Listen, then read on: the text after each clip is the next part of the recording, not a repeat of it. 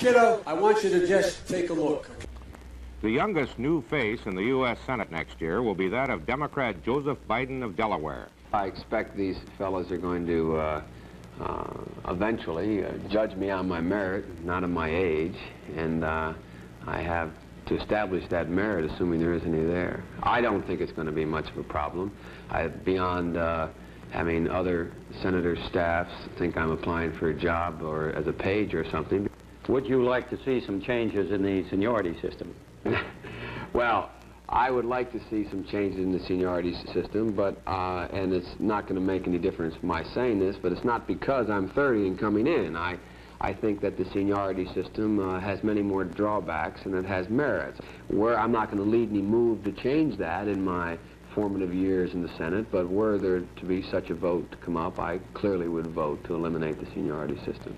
I get up in the morning and look at Jill and say, where the hell are we? So 51 years ago, Joe Biden was a 29-year-old Delaware city councilman.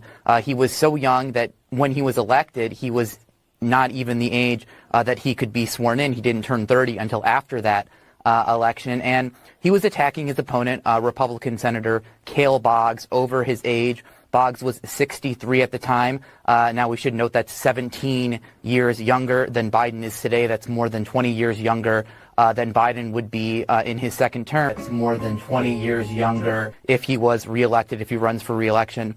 And what's interesting about this is Biden in that campaign, he had some quotes where he said, "In Cale Boggs' day, when Stalin ruled, Americans had visions of Russian soldiers in our streets. In Joe Biden's day, Americans have visions of American criminals in our streets. Joe Biden, he understands what's happening today." Why don't you like television? Well, television is a medium that I think, in terms of the kind of discussion we have now, is not one that allows for the kind of really consideration and depth that we need. Mm-hmm. Now, your program does it to an extent, but you're the first to admit that if you were to ask me now, what do you think about Star Wars, Mr. President? I can't answer in 1 minute. I could, but it would be, frankly, intellectual junk food. It wouldn't be a real substantive answer. As you know, the attention span is very small. In fact, I'm probably being cut off now because I'm talking too long.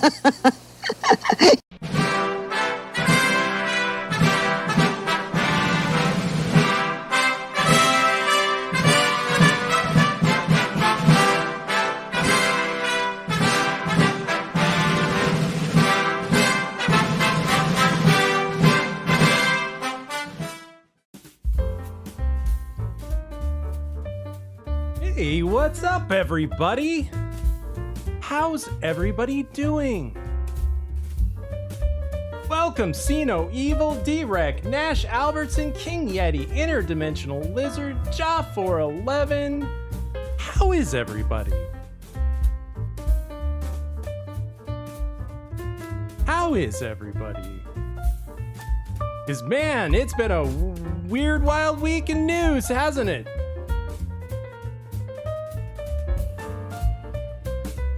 I'm just trying to keep up with everything like you guys are. I'm just trying to keep up, but things are moving, dare I say. Prepare ship for light speed. No, light speed is too slow. Light speed too slow? Yes, we're gonna have to go right to ludicrous speed. They've gone right to ludicrous speed. Past light speed altogether, dare I say, they've gone to plaid.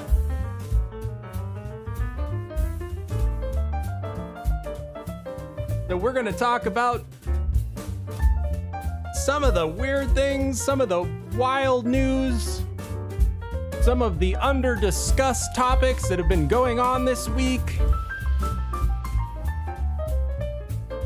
I mean, did you see this? Did you hear about this? Did you see this? The Secret Service lady, she goes into the Congress and they all take turns just running a train on her. Pow! No! And she comes in, she's got no preparation whatsoever. Every answer is I don't know or I don't have that information. Wow. But we'll talk more about the Trump shooting, the alleged Trump shooting in our update section.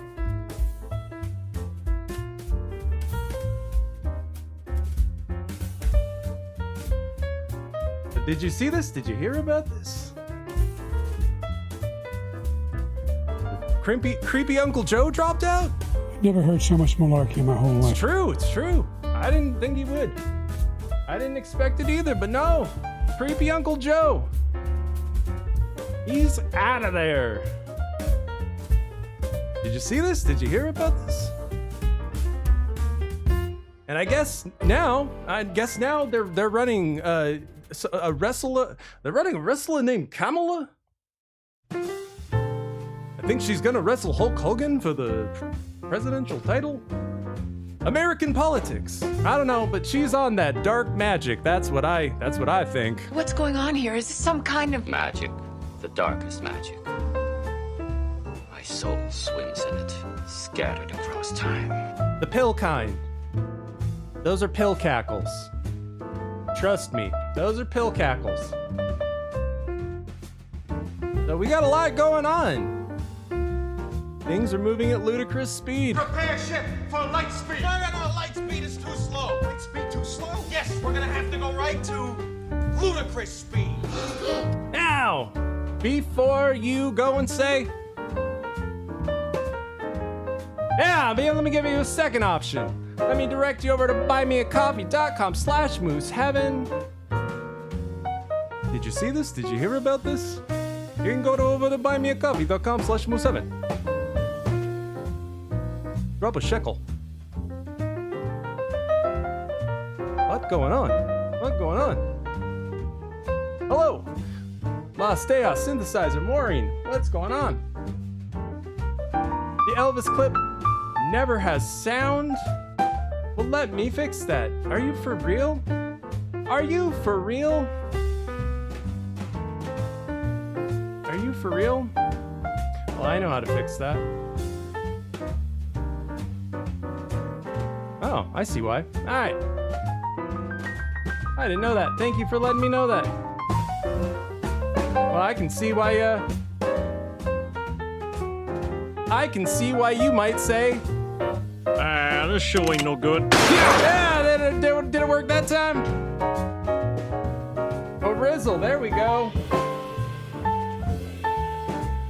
I mean, this show ain't no good, for real. This show ain't no good. I can't even get my drops. Can't even get my drops to drop. But thank you. Did it work that time? There we go. But we gotta keep moving. Thank you for letting me know that. I didn't know that. It's a giant rat's nest in my OBS. But we gotta move on. Prepare ship for light speed. No, light speed is too slow. Light speed too slow? Yes, we're gonna have to go right to ludicrous speed. Straight to it. Straight to ludicrous speed, guys. Did you hear this? Have you seen this? New information. New information on the alleged Trump shooter.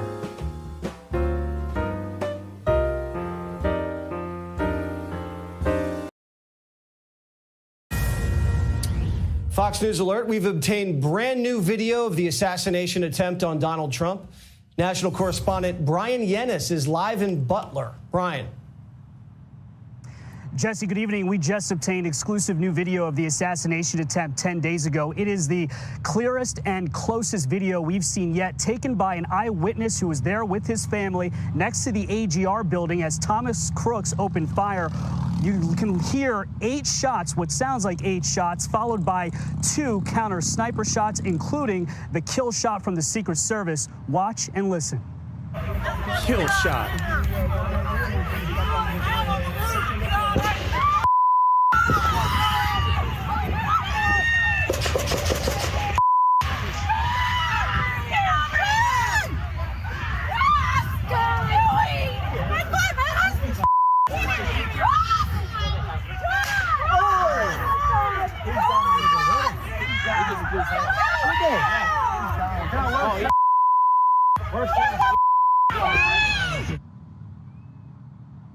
At one point, Thomas Crooks points his rifle at the eyewitness and those rally goers. This is what he told us about security on that day. Definitely wasn't secure. I'm actually ex-military. One of the first things I noticed when we walked up, I'm like, none of us have been vetted. We're all along the fence. We all have view of the stage. We could see Trump. John Grassley, the Senator Grassley just released video as well of body camera footage, which confirms that a local sniper took a photo of Thomas Crooks before the shooting. Thank you so much, Brian. Oh, why did they cut him off? Jeez, things are moving at ludicrous speed, guys. Prepare ship. Can't slow down. No, light speed is too slow. Light speed too slow? Yes, we're gonna have to go right to ludicrous speed. Ludicrous speed. Because did you see this? Did you hear about this? Now they're saying that he's walking around with his hands in his pockets. He's looking around. He's got his head down on the ground. He's a disheveled anarchist, just with no friends, just bullied. Except he wasn't bullied. Ludicrous speed. Have you heard about this? He was bullied. No, he wasn't bullied. He had explosives. No, he didn't have explosives. Now they're just saying he was wandering around with his hands in his pockets. Did you see this? Did you hear about this?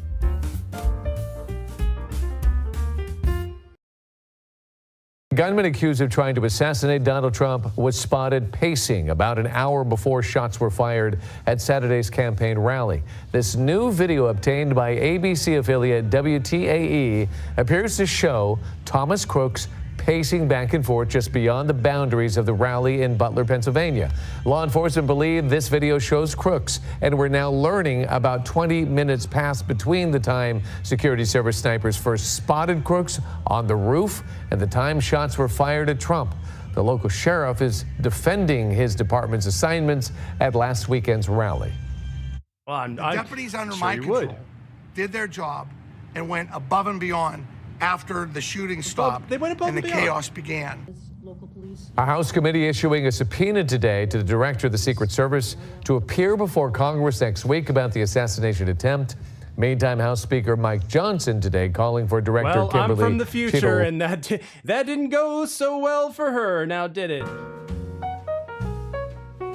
Pow! No! Wow.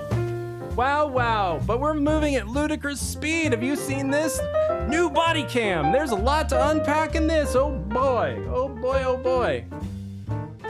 Too much to unpack. I'm trying to keep up just like you guys are, but they're moving it. Prepare ship for light speed. No, light speed is too slow. Light speed too slow? Yes, we're gonna have to go right to ludicrous speed.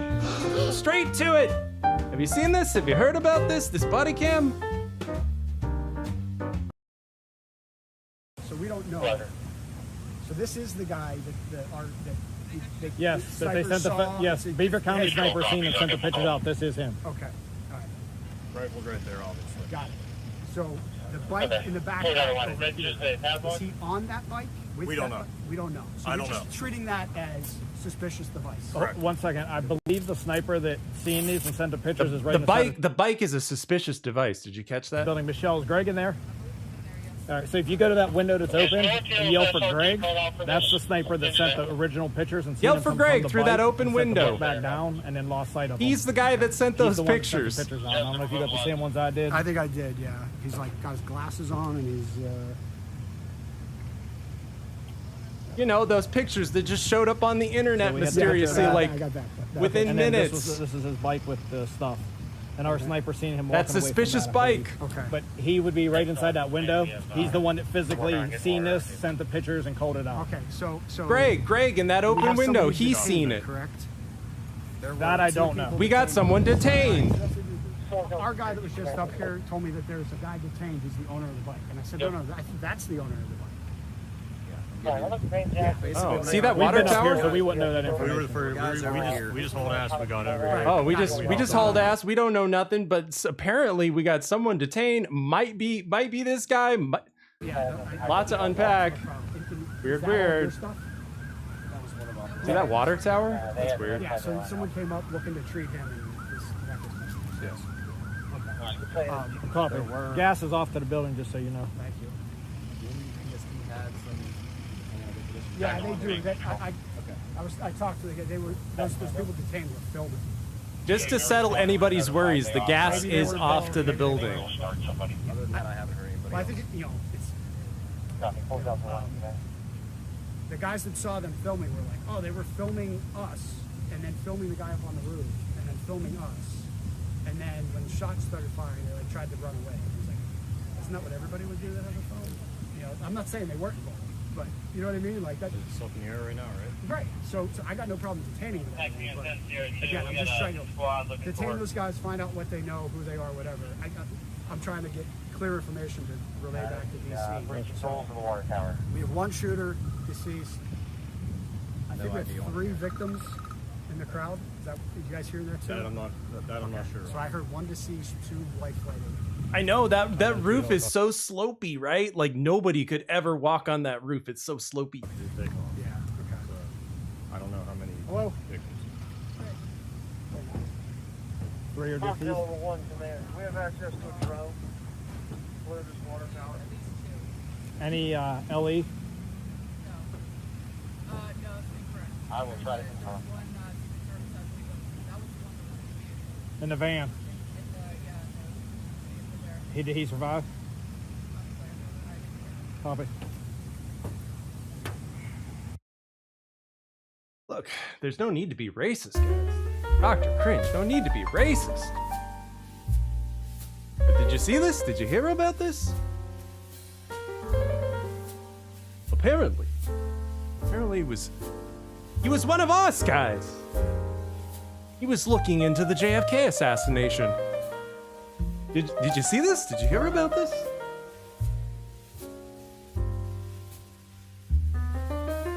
I don't know if you saw this or if you heard about this. Nothing bad ever happens to the Kennedys. But apparently Thomas Matthew Crooks was looking into the Kennedy assassination. Oh no. There's a JFK conspiracy to shoot a pipeline. Involving the assassination attempt on Donald Trump. The new video just released from the moments right after those shots were fired. And the FBI director revealing just today that the gunman had looked up how far Lee Harvey Oswald was from John F. Kennedy. Well, here's Pierre Thomas. I hate to break it to you, kid. I hate to break it to you.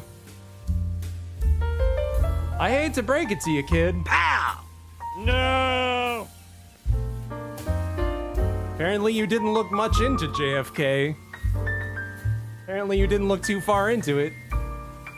Hey, how far was Lee Harvey Oswald? Hey.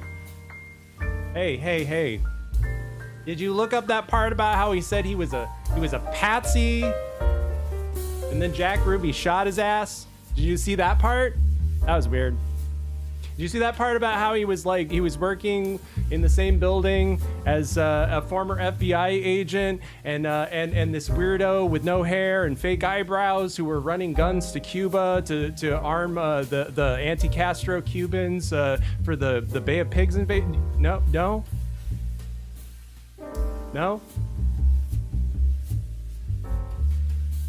You see that part about how he was in the Civil Air Patrol with David Ferry and he was getting molested, allegedly. Look, they're all dead. I can make any accusation I want. But apparently you didn't look too much into this, kid.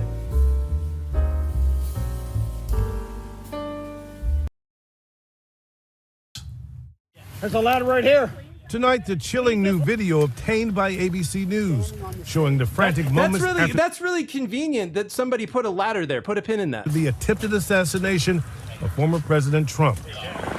You see officers climbing to the roof, finding the shooter's lifeless body about 400 feet from the stage. We have 1 shooter deceased. I think we have 3 victims. And stunning new details. FBI Director Christopher Wray on the Hill today, revealing Thomas Matthew Crooks' search for information about the JFK assassination 1 week before the rally in Pennsylvania, the very same day he signed up to attend the rally. On July 6th, he did a Google search for, quote, how far away was Oswald from Kennedy. Ray saying on the day of the rally, the gunman flew a drone for 11 minutes, apparently to survey the site, 2 hours before opening fire. What? He flew a drone? Put a pin in that. The shooter was flying the drone around the area, not over the stage, I would say about 200 yards, give or take, away. Officer. And as questions remain over the failure to spot the shooter's assault-style rifle, tonight officials saying that gun, also seen in this helmet video, had a collapsible stock, making it easier to conceal and carry. The director says he worries about the potential. It had a collapsible stock because that's something they can ban. For more political violence and the potential for terrorism, domestic and international, right here at home, David. That warning that still exists, Pierre. Thank you. Wow, apparently this kid didn't look too much into the Kennedy assassination, or he would know about how Lee Harvey Oswald was spotted at a rifle range by somebody just shooting his gun wildly just right before the Kennedy assassination, and he looked like a bearded beatnik, because he wouldn't have gone and done something like that. Like, he wouldn't gone and just willy-nilly shot off his rifle and Googled the Kennedy assassination. Nah, no. Prepare ship for light speed. No, light speed is too slow. Light speed too slow? Yes, we're gonna have to go right to ludicrous speed. Now he's got a drone. It's all too much. Hello, James Campisi. Hello, familiar human. Hello, Dr. Cringe. Hello, See No Evil. What's up, guys? Did you see this? Did you hear about this? Now he's got a drone. Now he's flying a drone. Now he's got a collapsible stock. He's got a ladder. He doesn't have a ladder. Ludicrous. Now to the new information emerging about the man suspected of trying to assassinate former President Trump just a week ago today. Phil Lipoff is here with the latest on that. Good morning, Phil. Gio, good morning to you. As investigators continue to dig into this shooter's background, we are seeing new pictures and learning new details that suggest it is possible it could have been stopped before he fired a single shot. This morning, new insight into the final moments of a 20-year-old would-be assassin, as we are seeing new pictures of Thomas Matthew Crooks right before Saturday's shooting. Local police taking these pictures when they first noticed the shooter, and these pictures of the items found on the roof, including a black cell phone and a gray wireless transmitter. He has a door remote control that apparently is wired to explosives. We've got pictures that just instantly showed up on the internet, taken by ATF agents. New information, breaking news. This is Kent Brockman with a special bulletin. The Lincoln Squirrel has been assassinated. We'll stay with the story all night if we have to. What? He's got a door remote. He's got 3 cell phones with encrypted accounts that he's using to talk to agents in Iran and Russia. What? Ludicrous. Authorities say he intended to use to remotely detonate explosives in his car. A source with knowledge of the investigation telling ABC News about the searches found on the gunman's phone, the date of Trump's rally, major depressive disorder, the Democratic National Convention, and bomb making. Images of FBI Director Christopher Wray, Attorney General Merrick Garland, and other public figures found on the phone as well. And investigators are looking into whether the shooter used a drone to surveil the rally site sometime before the shooting. We are also learning it's possible the attack could have been thwarted as late as 6 minutes before the first shot was fired. At 5:41 Saturday evening, a sniper with the local SWAT team put out a description of a suspect lurking around the ARG building. 24 minutes later, a radio call. That suspect spotted at picnic tables carrying a backpack. 1 minute later, the sniper who first noticed him left his position and went to meet a patrol officer. 2 police vehicles moved in position, but at 6:12, those shots rang out. It's still so terrifying to watch, and there are so many questions to be answered. Who received that information being relayed about the shooter? And did concerns of a suspicious person and a possible threat to the former president get to Secret Service commanders on site? Well, the director of the Secret Service will face those questions and more as she plans to testify about the assassination attempt Monday. Well, I'm from the future, and it didn't go so well for that bitch. It didn't go so well. Pow! No! But did you see this? Did you hear about this?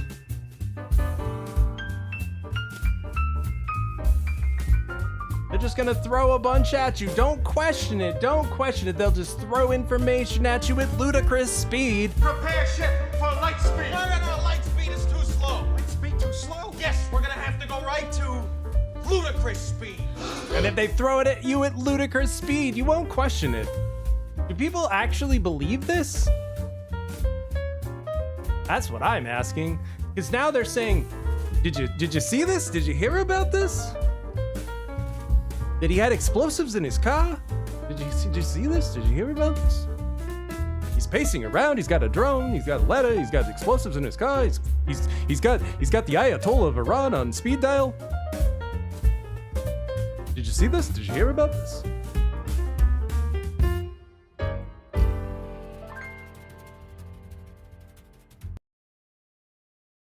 So new reporting now. The Wall Street Journal says the suspected shooter had explosive devices in his car.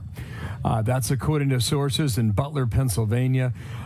Age 20, Matthew Thomas Crooks is the gunman. He was shot and killed with a sniper's bullet on top of that building about 300 yards from where the president was speaking. You're looking at the road where police had cordoned off this car late last night as we went to bed well after midnight here in Milwaukee. They had responded to this scene and were looking inside it. Take you last night to the home now that's near the area where this attempted assassination killer had lived. So security was tight, certainly, going into Milwaukee, and it's going to continue in a significant way for this week's Republican convention here in Milwaukee. In fact, things may change. We'll see.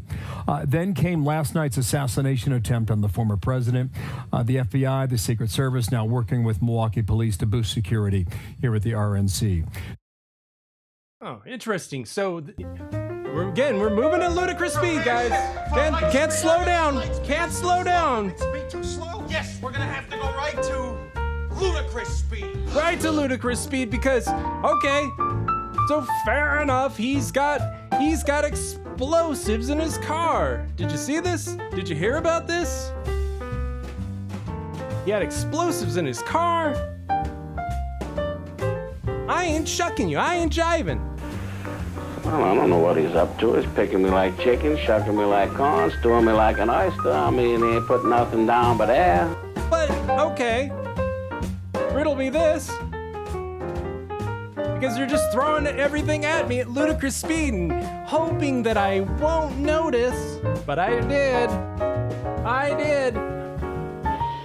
You were hoping that nobody would question, nobody would notice. Okay, good old Tommy Crooks.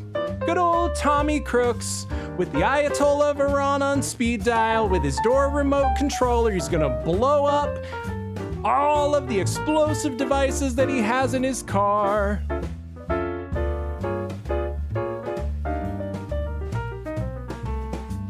So what's he doing with a white van packed with explosives 10 blocks away from the Trump rally? Huh? What? Did you see this? Did you hear about this?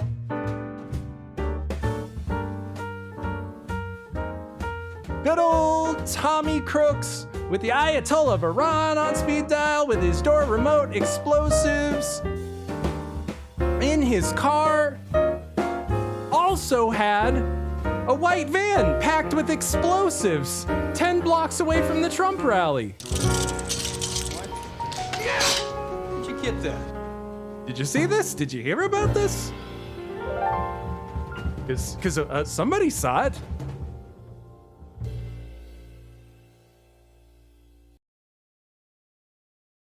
So also breaking right now, correspondent Alexis McAdams has an exclusive interview with the neighbor who shot this video of a suspicious van being towed away from the scene last night. Alexis.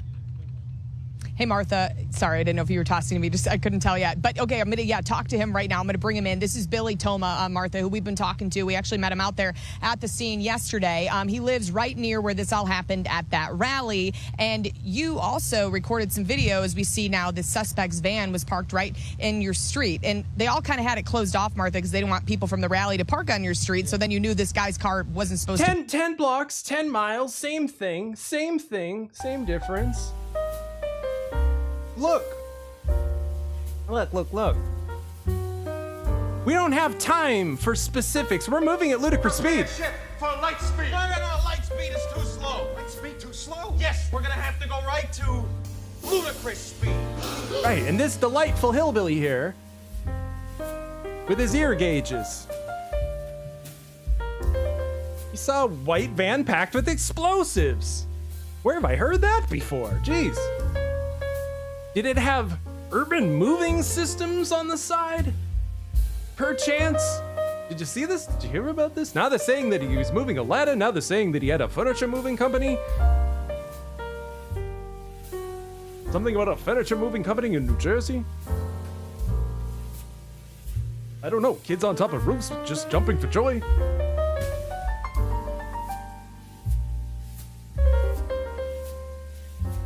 Strange. Weird. Weird. So let's learn more. Let's learn more from our good ear-gauged friend here with his backwards baseball cap. Tell me, sir.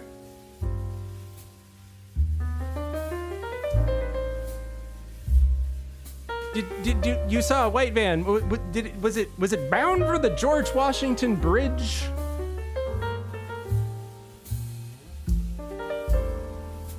Was it leased to a Dominic suitor? Huh. Questions.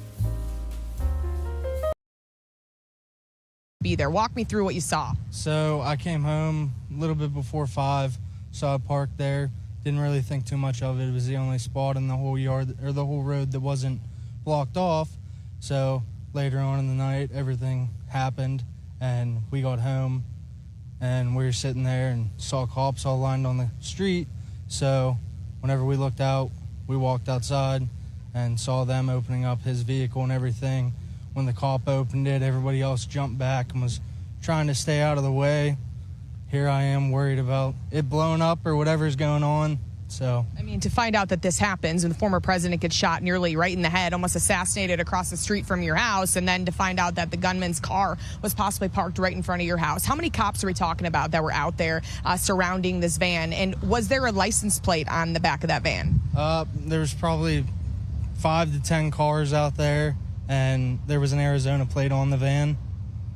And there was probably 15 cops altogether. There was an Arizona plate. An Arizona plate. What an odd thing to say. Didn't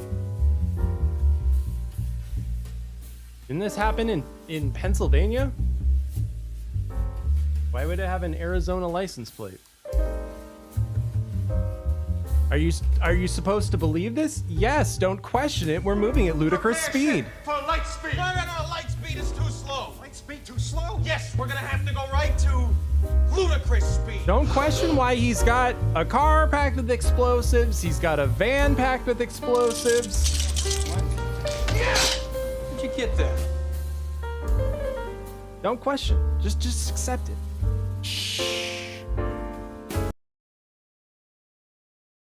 All outside of the van, and then, like I said, whenever the one opened up the door, the rest of them all jumped back trying to stay out of the way.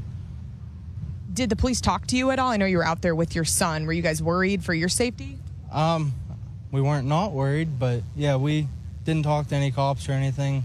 They waved hello, but that was about it. So Okay, well, thanks for talking to us. So that's just kind of some of the witnesses, Martha, out here. But we want to get to some of the video and some of the live pictures that are happening right now in Bethel Park, Pennsylvania, here in this swing state. Take a look there on your screen. You can see this is the home of the gunman who's now been identified by the FBI as Thomas Matthew Crooks of Bethel Park. So we saw a county bomb squad. Tommy Crooks. Good old Tommy Crooks. And if you're saying, Spirit. Never heard so much malarkey in my whole life. This obvious WWE fan here.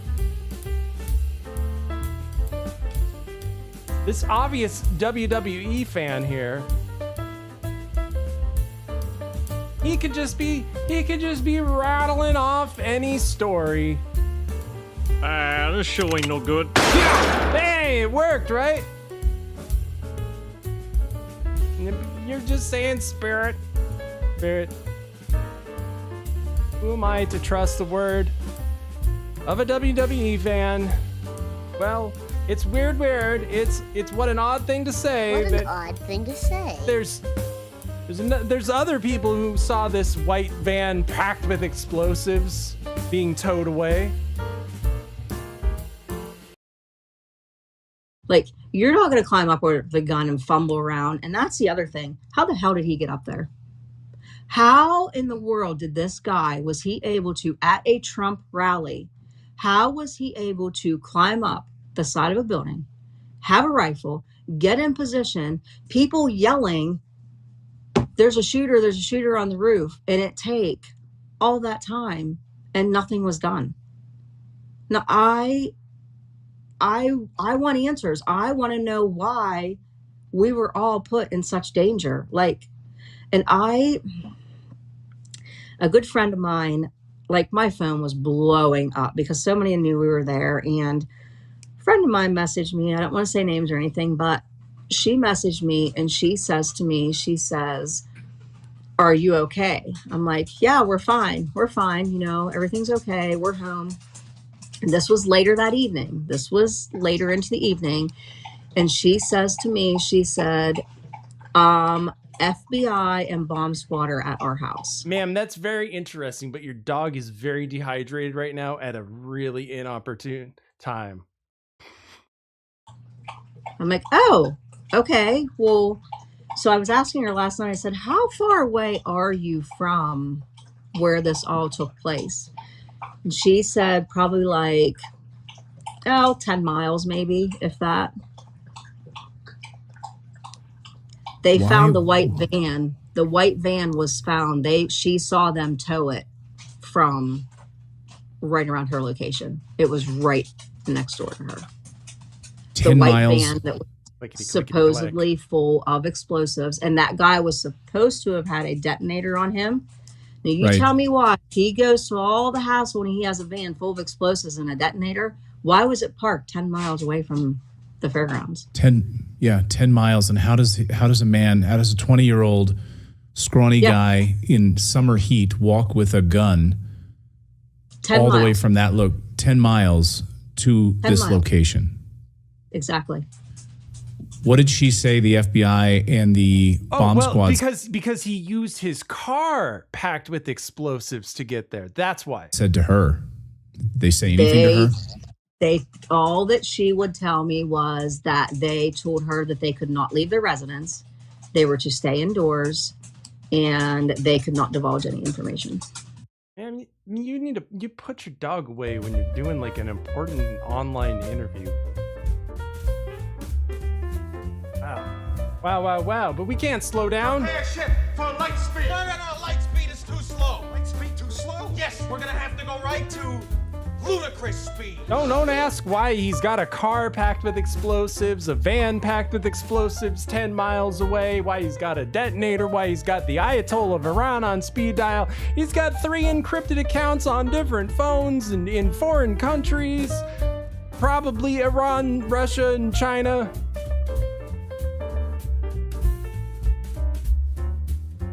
Don't ask me why he's got some Chinaman on speed dial. What the fuck are you talking about? The Chinaman is not the issue here, dude. I'm talking about drawing a line in the sand, dude. Across this line, you do not.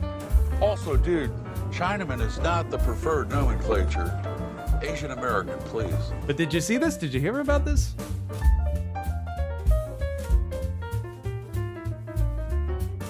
First, they're saying that he's got a ladder, and they say that he's got a ladder. They got the receipts. He goes to a Home Depot. He buys a ladder, 5-foot ladder. Somehow sneaks the ladder into the rally, climbs up on the roof. And they're saying that he goes to the Home Depot, he buys the ladder, he buys a 5-foot ladder, he goes to the rally, somehow sneaks it in. Goes into the rally, he says, 5-foot ladder's not tall enough to get onto the building. But luckily that somebody left a ladder conveniently here for me to get up on top of the building that I just happened to want to get up in.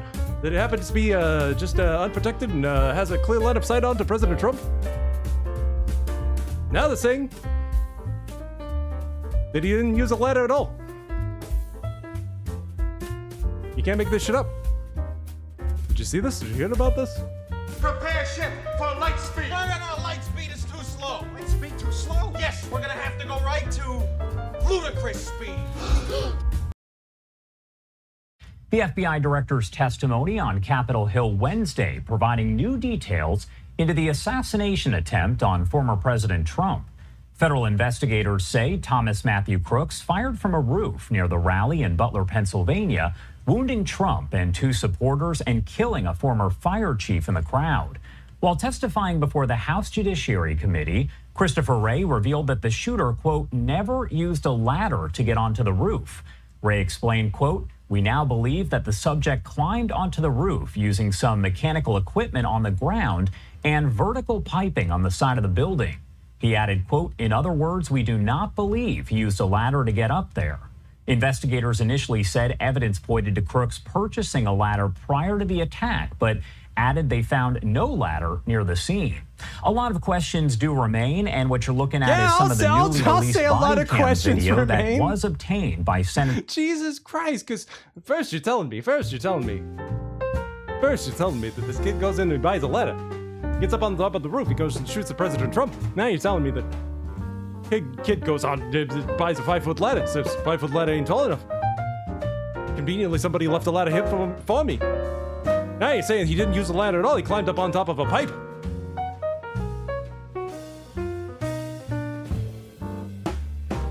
Good God. Good God.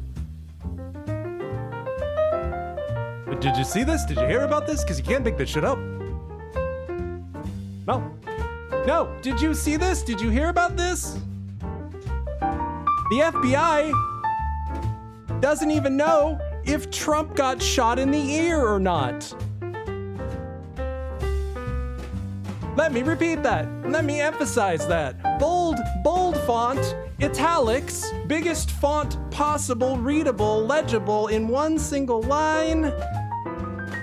The FBI doesn't know whether or not Trump was shot in the ear.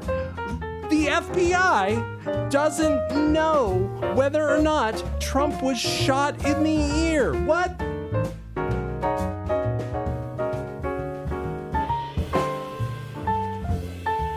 You can't make this shit up. Prepare ship for light speed. No, light speed is too slow. Light speed too slow? Yes, we're gonna have to go right to ludicrous speed. I'm not ruling out that there were elements of a work. I'm not ruling it out. I'm not saying that's what happened either. I don't know. You don't know, and that's how they want it. That's how they want to keep it. That's the position they want us in, right? But consider this, that the FBI doesn't know if Trump was shot in the ear or not. What?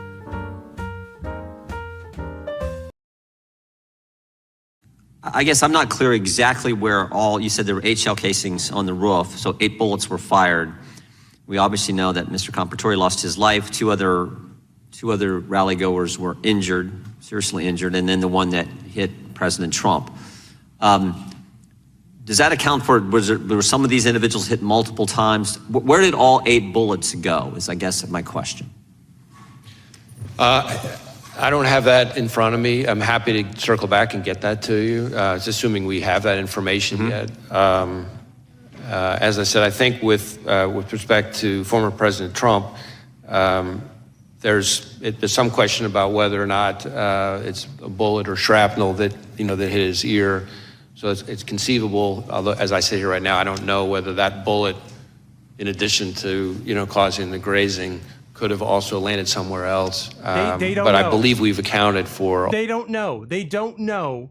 They don't know if Trump's ear was shot by a bullet or not. Pow! No! I'm not making any bold accusations here. You can use. I'm letting you be the judge. I'm letting you make up your own mind. But you're telling me that the director of the FBI doesn't know whether or not Trump was shot in the ear by a bullet or not at this point? Never heard so much malarkey in my whole life.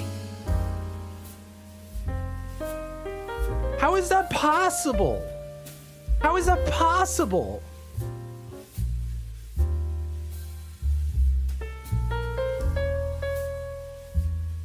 I mean, we're moving at ludicrous speed here, and at this point, in studying the JFK assassination, they had a full layout of where all the magic bullets went.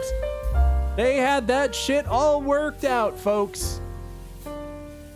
At this point, they already knew 3 shots from that schoolbook depository. God damn it, Lee Harvey Oswald. He managed to, they accounted for all of them.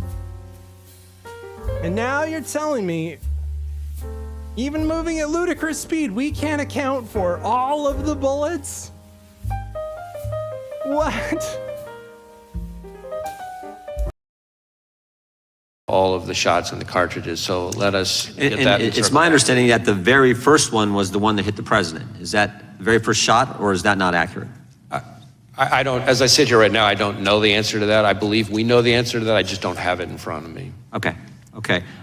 We know the answer to that. I just don't have it. I just don't have it in front of me. What an odd thing to say. Oh, we sort of kind of know. Sorta, kinda. But I don't have that in front of me. And truth be told, Chris Wray is one of the few people in government who's been ding-dong dinging that bell about China. Chris Wray speaks power to truth, as the kids say. Or truth to power. Yeah, truth to power. There you go. Look, I was born in the dickety 80s, okay? Atari 2600, but look, we can't spend 2 hours talking about retro consoles. That's for another show. But you're telling me that Chris Wray, who's ding-dong-dinging that bell about China, usually on the ball about such things,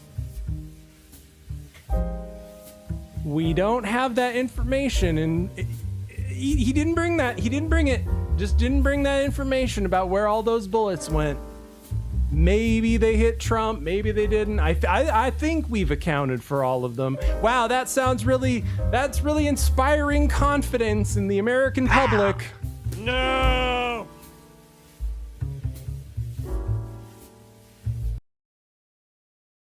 Any chance this, I mean, it seems to me that this bad guy, this shooter, was focused on President Trump, but you indicated that he purchased 50 rounds of ammunition, I believe, earlier that day.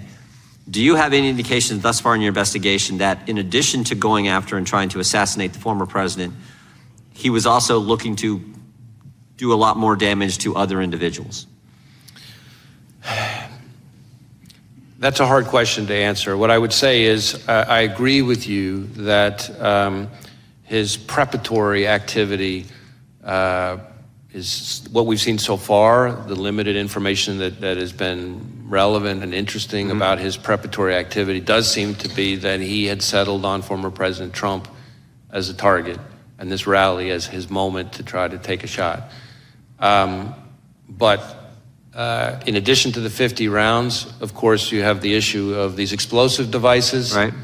And so what else he may have had in mind is something that I think is very much of an open question. So we've got explosives, we've got the Ayatollah on speed dial.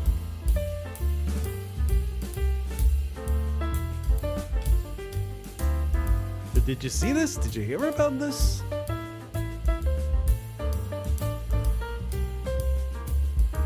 Now they're saying that he had a collapsible stock. A collapsible stock, folks.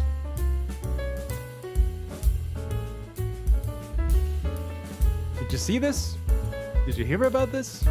A collapsible stock. What an odd thing to say. What an odd thing to say. I mean, it's not like a bump stock or anything. It's not like something that they could, potentially outlaw. Yeah! Did you get that? Collapsible stock. Thank you, Mr. Chairman, and thank you, Director Ray, for being here. How many shots did the shooter fire? Well, we know that he fired at least 8 because we recovered 8 cartridges on the roof. Okay, and are all the cartridges and the unspent bullets, have they been, you know how many there are? You've accounted for all of those? We believe we have. Again, there was lots of work still ongoing, but yes, we believe we have accounted. And did the recovered shells, the cartridges, match the shooter's rifle? My recollection is yes. Okay. And you conducted analysis that confirms that? Well, we work with ATF, but yes, so some of the work has been divided up. But. And how many shells casings were recovered from the location of the counter snipers?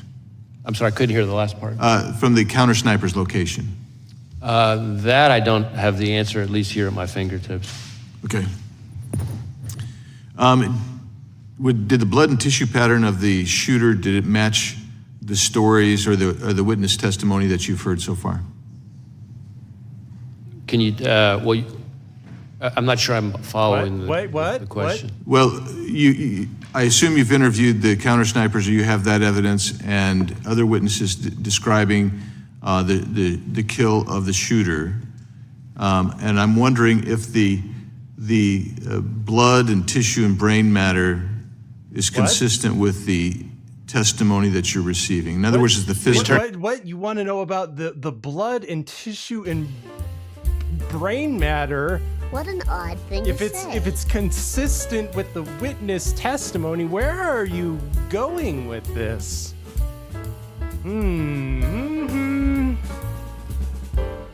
Congress is becoming one of us. Guys, did you see this? Did you see this? Did you hear about this? It was everybody. It was everybody. It was both sides of the political aisle throwing around conspiracy theories. We're through the looking glass here, people. I mean, explain to me what you mean by this consistent brain matter question. So the manner of death? Exactly. Is the physical evidence consistent with where the shot from the counter sniper took place? Yeah. So the autopsy is being handled by, as is not unusual, the state authorities. My understanding is, thus far, I don't think it's fully complete, which is not totally unusual. But so far, nothing remarkable on that front. That's from the body itself, but from actually the scene where the shooter was found, is everything consistent with the testimony, the physical evidence at the scene? Is that consistent with the testimony you've seen, that you've heard so far? So far, yes. Again, ongoing investigation. Were you able to determine whether the shooter took the gun? Are you suggesting, is what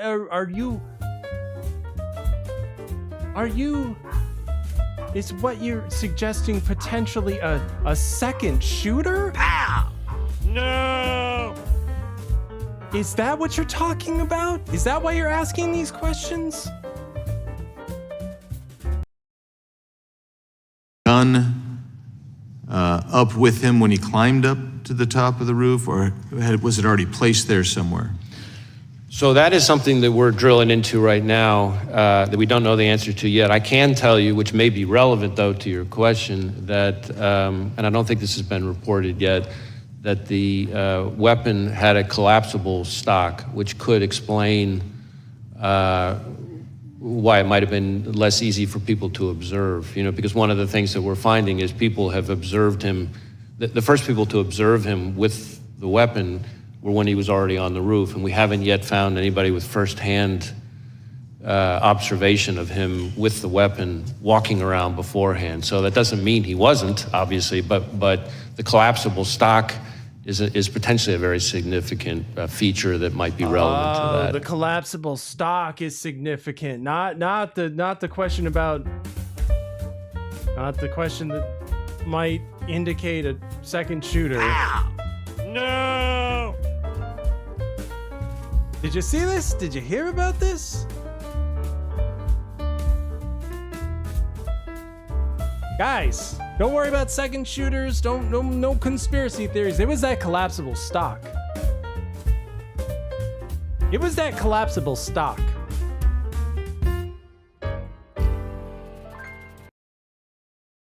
Did he have a scope?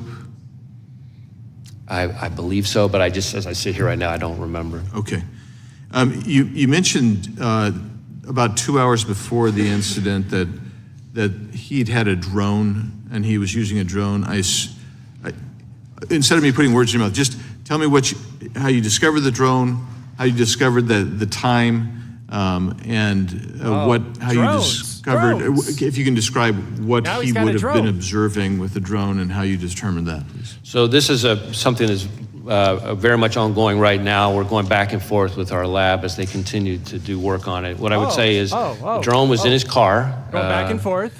As I said, we've been able to, by exploiting the drone, determine its use and flight paths. There were no pictures or videos on the drone There were no pictures or video on the drone. the day of the rally, for example. But we have been able to reverse engineer the flight path of the drone from the day of the rally. And that's how we know that for about 11 minutes, from I think it's around 3:50 p.m. to 4 p.m., somewhere in that range, he was flying the drone, and we have the flight path. He was flying the drone. It's about 200 yards and we have the away path, from but no where former pictures. President Trump would ultimately be Interesting. speaking. Okay. And so that would have primarily given him a vantage point. It gave him a vantage point. I don't think how to describe this. Okay, If take the your former time. president's podium is that way, the drone would be over here looking, say 200 yards again off this way, Drones. looking back. So it would have shown the shooter, we think. Right. Again, we're still doing more work on this. I really want to qualify what I'm saying. Sure. I'm trying to be transparent and lean in here. Right,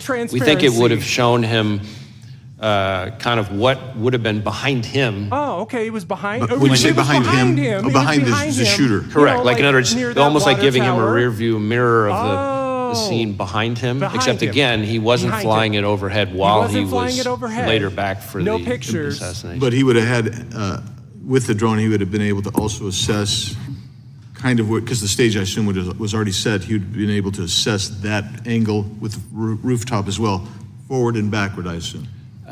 Well, certainly going towards the podium. Again, we're still trying to towards the figure podium. out exactly Towards what the he saw because podium. we're having to, in effect, because there's no recording There's no of what he recording. saw during There's those 11 no minutes. recording. Our hypothesis at this point, the experts think he would have been live streaming it.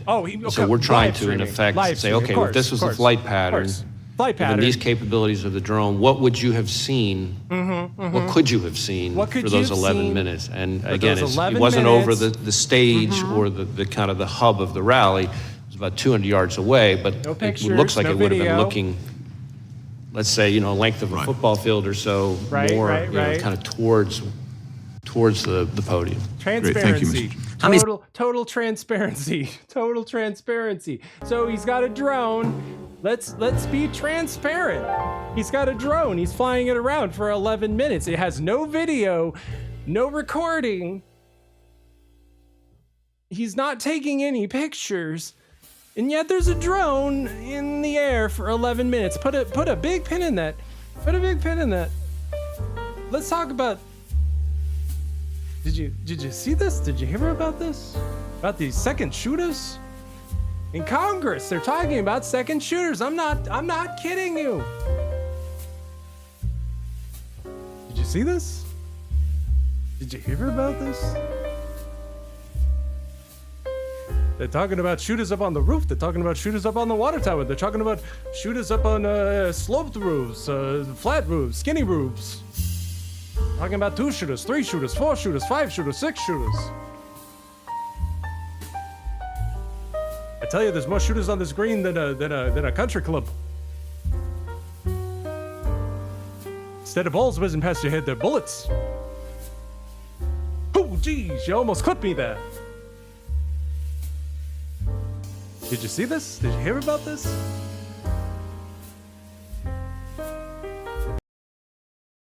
Five minutes of question.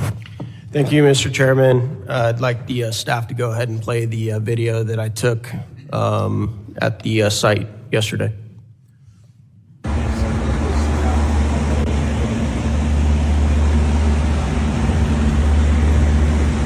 right, guys, I'm up here on the building where the supposed sniper took a shot. It's not that steep at all. We just had a 70-year-old man back here climb up on the roof easily. See that water tower behind me? Had Secret Service or anybody had sniper teams up there, this guy wouldn't have made it 5 feet up this roof. He would have been taken out.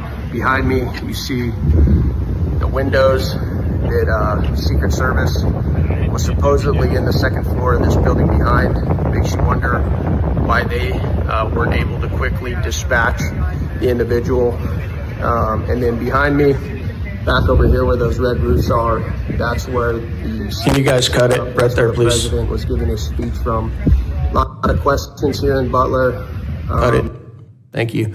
All right, Colonel Paris, did you notice when you showed up on site what the tallest structure on the site was? I can't say at the moment that I arrived that I did, no, sir. Okay.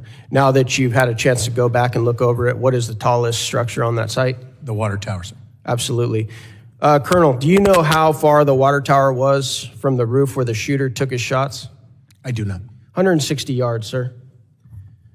Who made the decision, Colonel, not to put a counter sniper team on the tallest structure by far on the site with 360-degree surveillance? Do you have any idea? I do not know, sir. Okay. We'd like to get that answer. Did you see the video that showed me sticking my phone out the second-story window? Did you see that? Yes, sir.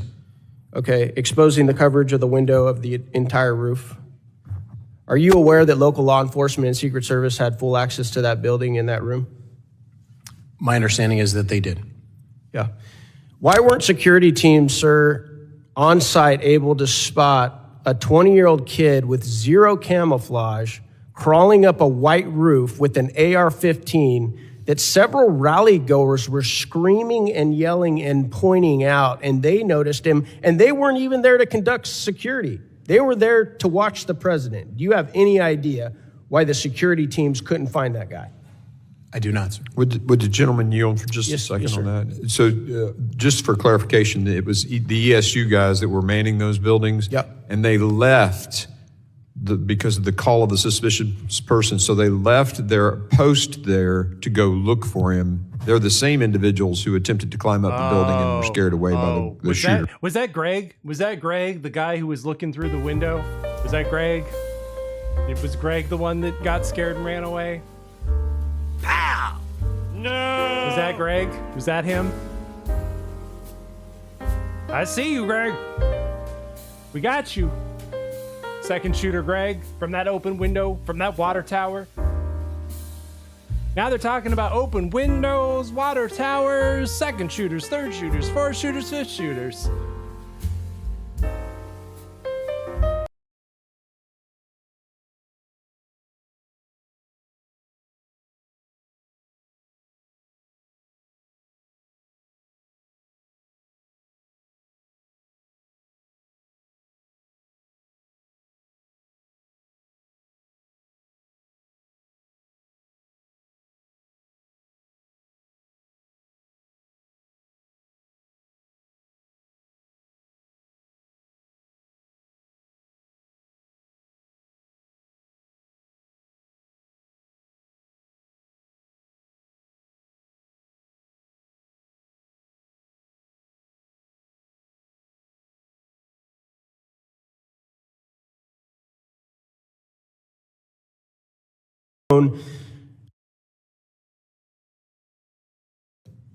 Are you aware, sir, that many Americans believe this was very likely not a lone shooter, but a coordinated assassination attempt? Have you been getting those messages from people like I have? I have not, sir. You haven't? Well, there's a lot of people in this room that have been getting the same messages.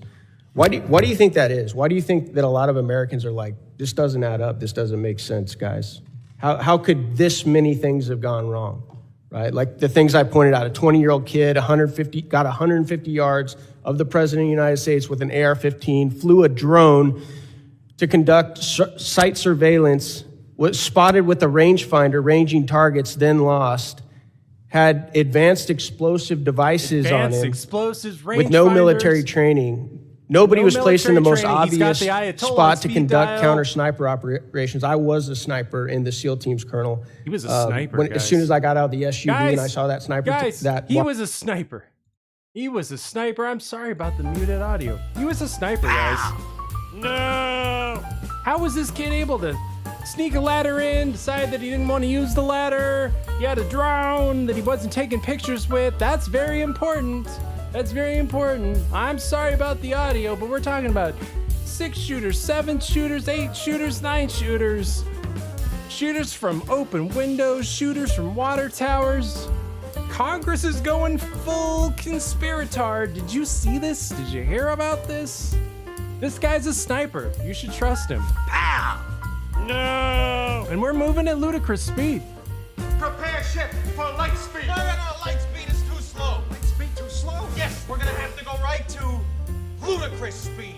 I want to know more about this drone, but we'll get to that in a minute. Tell me about this open window, these 8 shooters, and these 9 shooters, and these 12 shooters. Water tower, I was like, that's exactly where I'd be. Put me right there. So obvious.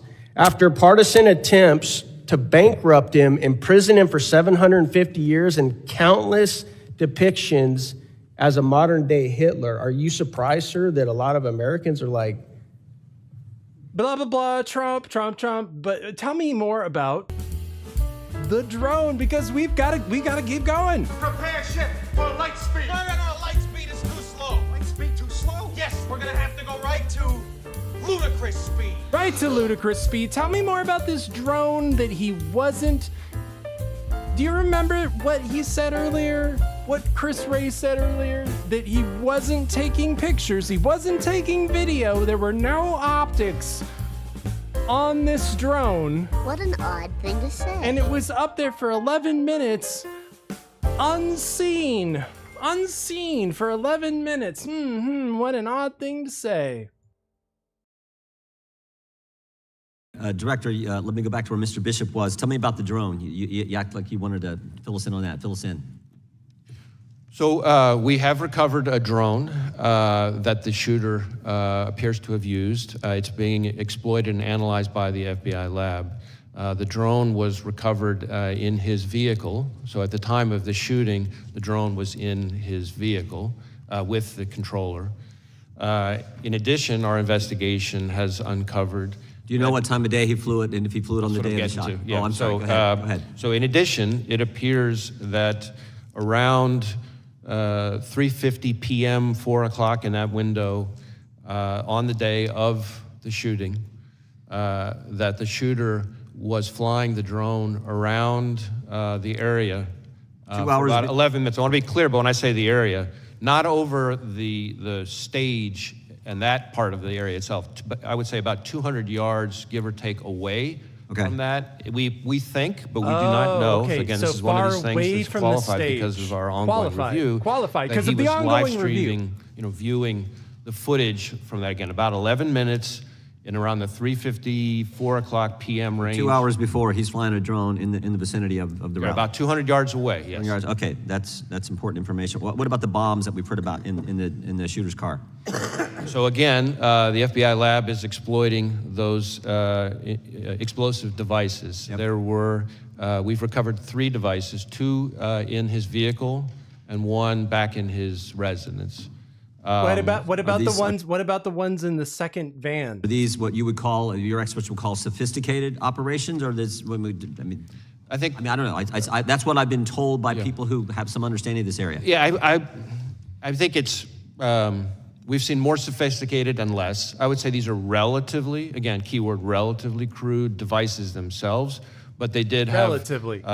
the ability to be detonated remotely. And so to that point, in addition to the two devices that we recovered out of his vehicle, there were receivers for those two explosive devices with the devices. And then on the shooter himself, when he was killed by law enforcement, he had a transmitter with him. Now, I do want to add one important point here, is at the moment, it looks to us, again, ongoing review, and I can't say that too many times. Again, At ongoing the moment, review. It looks like because of the on-off position on the receivers, that if he had tried to detonate those devices from the roof, it would not have worked. But that doesn't mean the explosives weren't dangerous. And I'm sure we're going to get into all these subjects a little bit later as well. Tell us what you can about the encrypted platforms we've heard about. So one of the things that we're drilling into hard with the shooter in an effort to try to learn more about his state of mind, his motive, his ideology, his context, everything else, is to look at all of his devices, any social media accounts he had, et cetera. And one of the things we've learned in finally getting into his phone, which was also a significant technical challenge from an encryption perspective, but in addition, once we got on the phone, it turned out he was using some encrypted messaging application. And again, the same question relative to the bombs: was this pretty sophisticated, or is this is the kind of the norm you see with folks like similar situation? How would you describe it? On this subject, I would say this has unfortunately now become very commonplace, and it's a real challenge for not just the FBI but state and local law enforcement all over the country. Tell me exactly the scope of does the scope of your investigation include what I call that critical 5 minutes from when the 6:09, when this is based, I think, on information you've given to Congress, 6:09 when the shooter's identified on the roof, and 6:14 when President Trump is ultimately escorted off, and all that happens, the shots that take place in between there. Do you have access to the communications that were going on at the time in that critical 5 minutes? So our investigation, when you say scope, our investigation includes that time frame, although focused again on the shooter himself. I understand. And his day. The Now, shooter's as involved part in of that. He's obviously involved in that time frame. Correct. And as part of that, as part of our focus, our investigation of the shooter and the attack, of course, we are interviewing law enforcement from the scene because those are some of the most significant witnesses, and we're obviously getting access to their materials. And obviously, that kind of thing. most Secret credible. Service has Getting been access fully to cooperative. you have access to the communications that exist there. That exact question, I don't, as I sit here at the moment, I don't know the exact answer to that question, but Look, he doesn't know. We're moving at ludicrous speed here, guys. We can't slow down. Prepare ship for light speed. No, light speed is too slow. Light speed too slow? Yes, we're gonna have to go right to ludicrous speed. Because I wanna update you.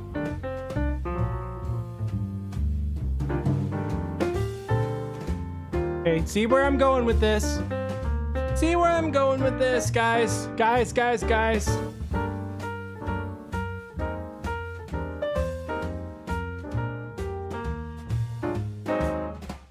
Now, before you turn me off and say, this show ain't no good. Hear me out. BuyMeACoffee.com/Moose7 because we're through the looking glass. I hope you're as inebriated as I am. I hope we're as equally inebriated because we're going to put on our schizo helmets for a minute. Are you ready, folks? Here we go. So let's collect all of the information that we have collected about this drones. What? Where'd you get that? Because when I heard that he flew a drone, my ears perked up and my schizo senses were tingling. Let me explain. I'm going somewhere with this, so stick with me, folks. What I'm trying to say is invisible killbots.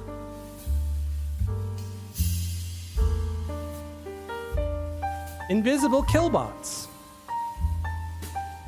He had a drone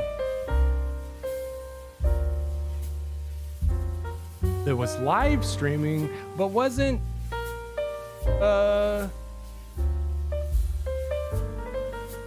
transmitting any photographs, wasn't taking any video.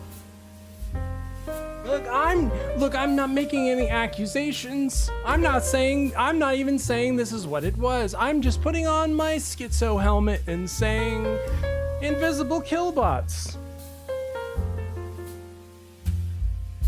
This is all just an inebriated theory, but I want to go down the rabbit hole with you all, guys. You're going Spirit. Never heard so much malarkey in my whole life. Invisible killbots? What the fuck are you talking about? What the fuck are you talking about? Invisible killbots.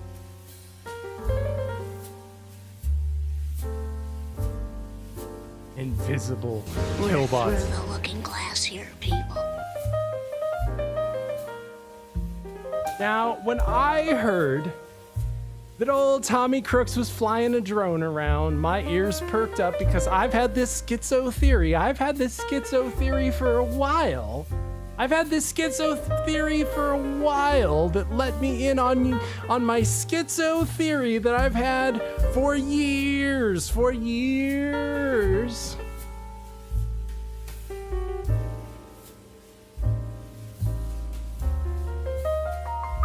Back in 2017. Remember 2017? When Trump was president? Well, right before the Las Vegas shootings. Just right before the Las Vegas shootings. Pow! No! Just right before the Las Vegas shootings. Duke Robotics introduced, well, I'll let Duke Robotics introduce it.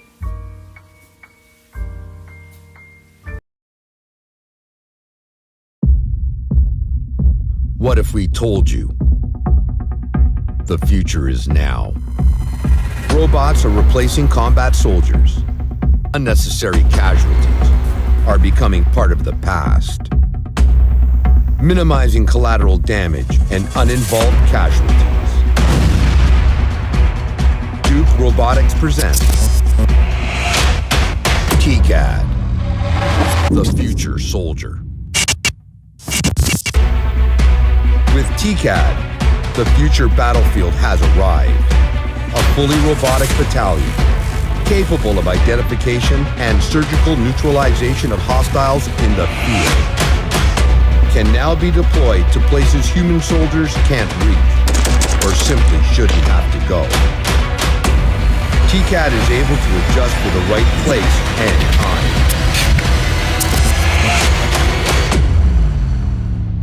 The TCAD robot is designed to identify, target, and engage in real-life scenarios. TCAD takes the full recoil of the weapon discharge, compensates for its force, and quickly readjusts to stay on target and in the fight. The Defense Department chose Duke as winner of the 2016 Terror Combat Competition. The company is in the process of implementing orders from the Israeli forces. You don't say! Every year in the U.S., more than $150 billion is spent in R&D and acquisition of better solutions to secure our troops.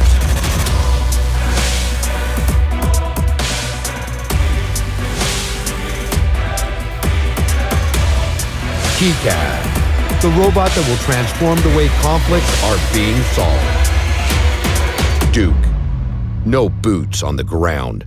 Oh, no boots on the ground. Did you hear that, guys? No boots on the ground. We've got a lot of military strongmen. Military strongman. We can't risk those guys. We can't risk those guys in combat, so we invented TCAD. It broke new ground. A killer drone. They can fire weapons and account for recoil just like a person, in 2017, right before the Las Vegas shootings. I don't know why I would mention that. We're through the looking glass here, people.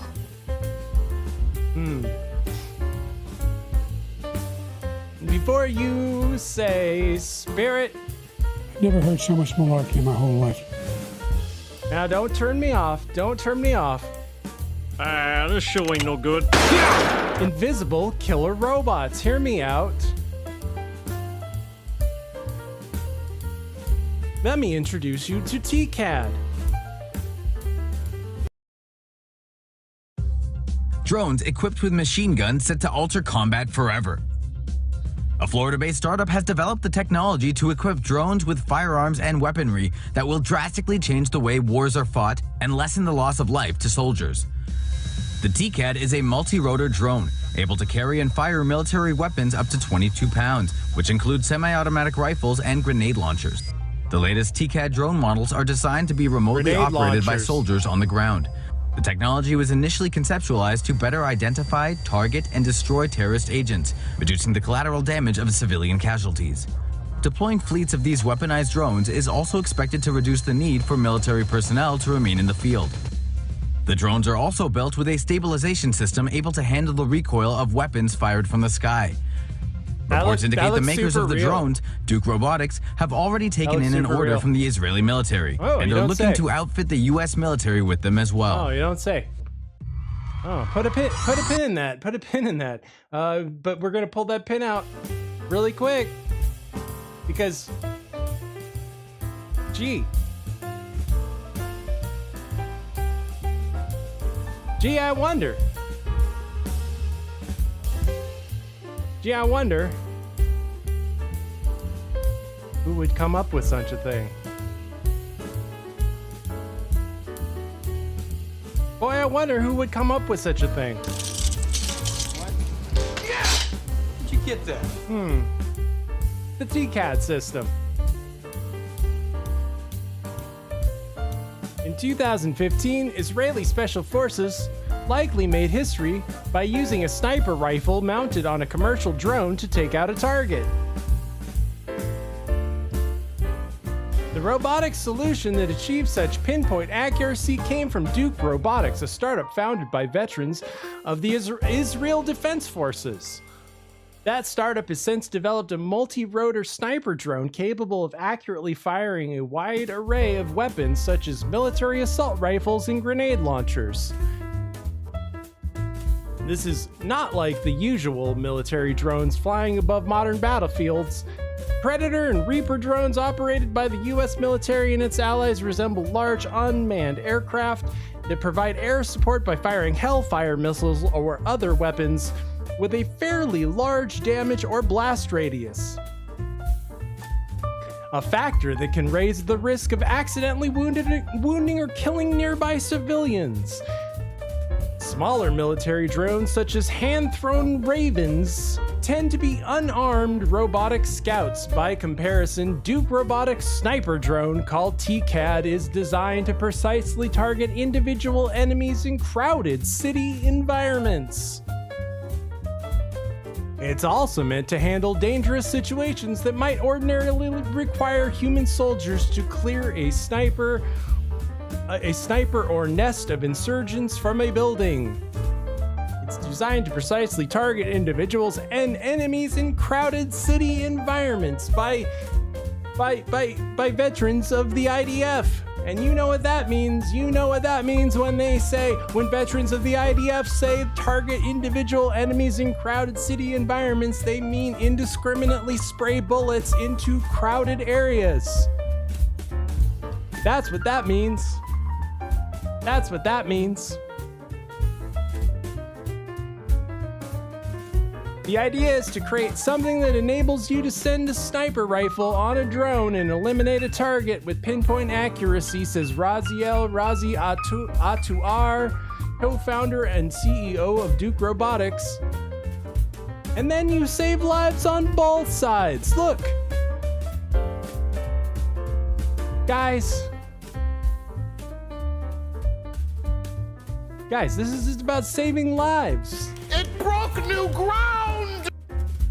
Science. Science.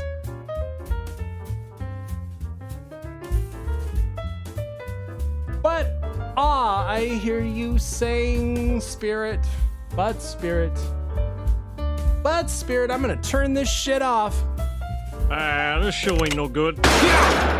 I hear you on Israel buying weapon firing drones, but you said invisible killbots.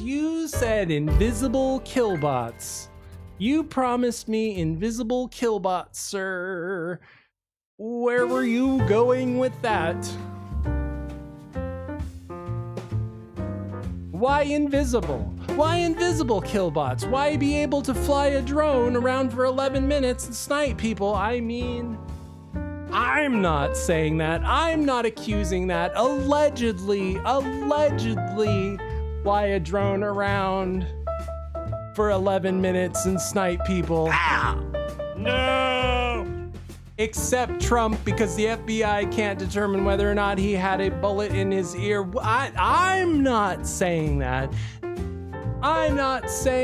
We're just listening to the news, people. Prepare ship for light speed. No, light speed is too slow. Light speed too slow? Yes, we're gonna have to go right to ludicrous speed. Don't question it. Let's go back in time 11 years ago. 11 years ago. 11 years ago. What were you doing 11 years ago? Well, the military was working on invisibility technology. Did you know that? Did you see this? Did you hear about this? 11 years ago.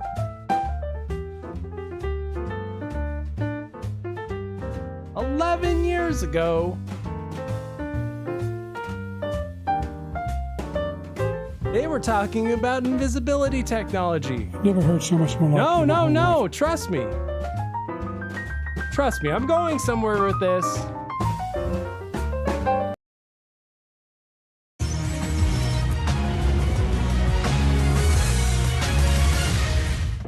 Camouflage can be the difference between a soldier getting shot and going home. So a lot's riding on the next generation designed to outfit troops. It's only been 8 years since the Army spent $5 billion on camo that critics say didn't fool anyone. Soldiers complained to the point the Army abandoned its one-size-fits-all universal pattern. So they were looking for camouflage that they could use everywhere. Correct. And it didn't work anywhere. Guy Kramer is one of the designers competing to win the Army's next multi-million-dollar contract. This summer, he showed us the science behind every shape, size, and shade of these pixels. You now have your camouflage. So we're trying to trick the brain into seeing things that aren't actually there. Digital patterns recreate shapes already found in nature, and 3D layering creates depth and shadows where none exist. That's today's design, but developers already have one eye on tomorrow.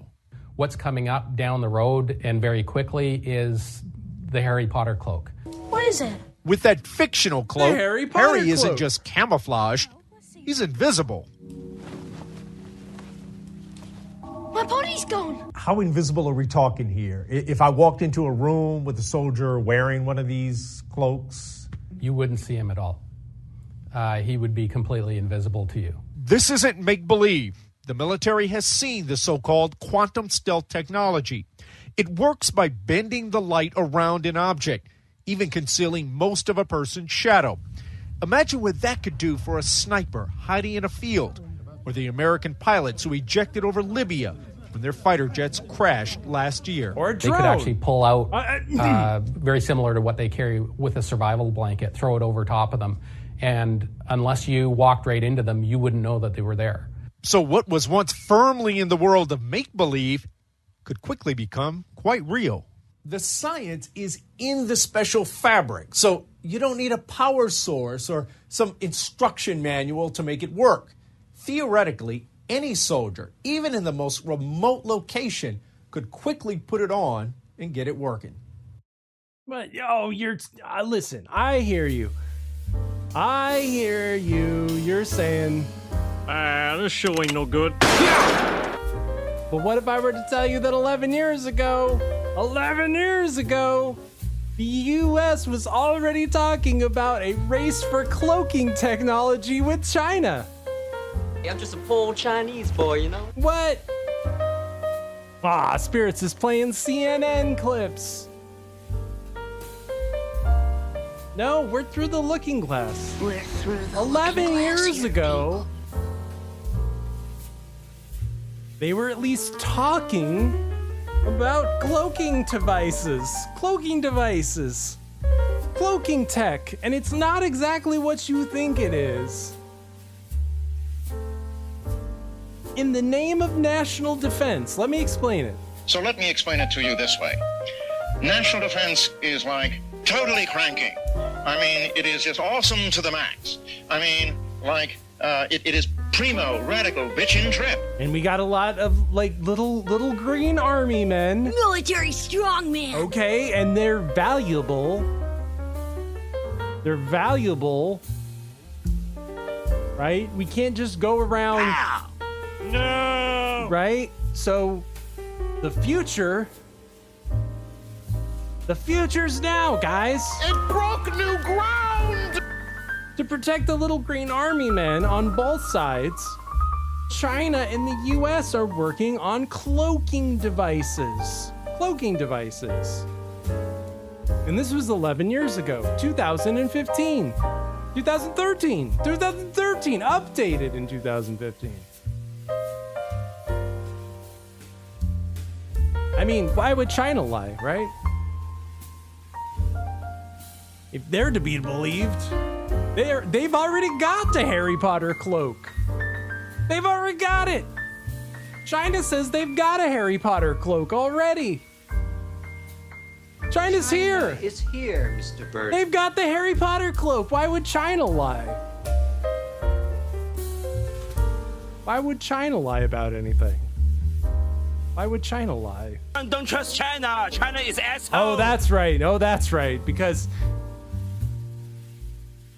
they do things like have their tallest waterfall be fed from a pipe. Did you see this? Did you hear about this? Did you see this? Did you hear about this? Update.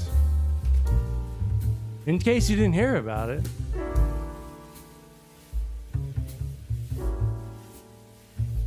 China.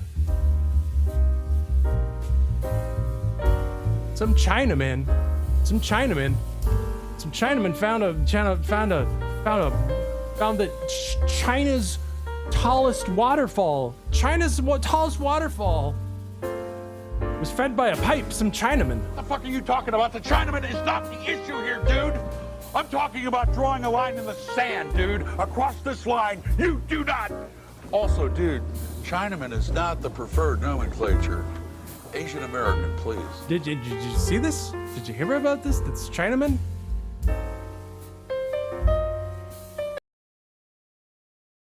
关于我千辛万苦跑到云台天库源头，却看见一个水管这件事情。抖音。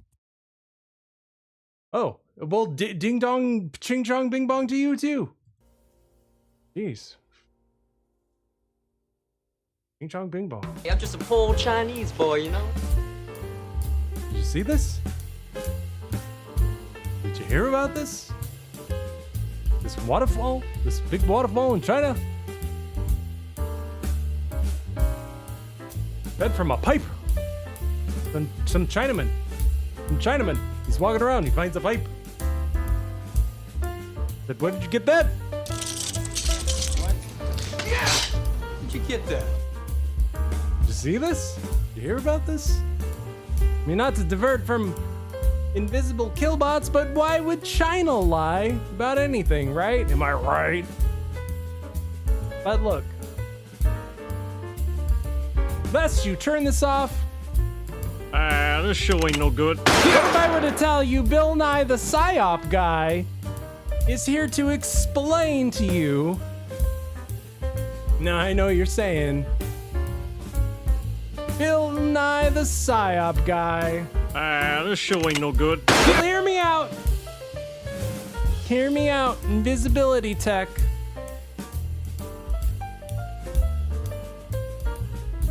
We all listen to Bill Nye in science class on those Fridays when our teacher was a little hungover. Let's take a trip back to those times. Let's learn a little bit about invisibility tech and how it works. How it works. This isn't malarkey. Never heard so much malarkey in my whole life. It's science.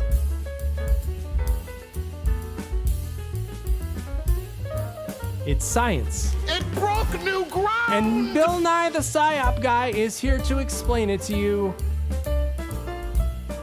Just like 6th grade.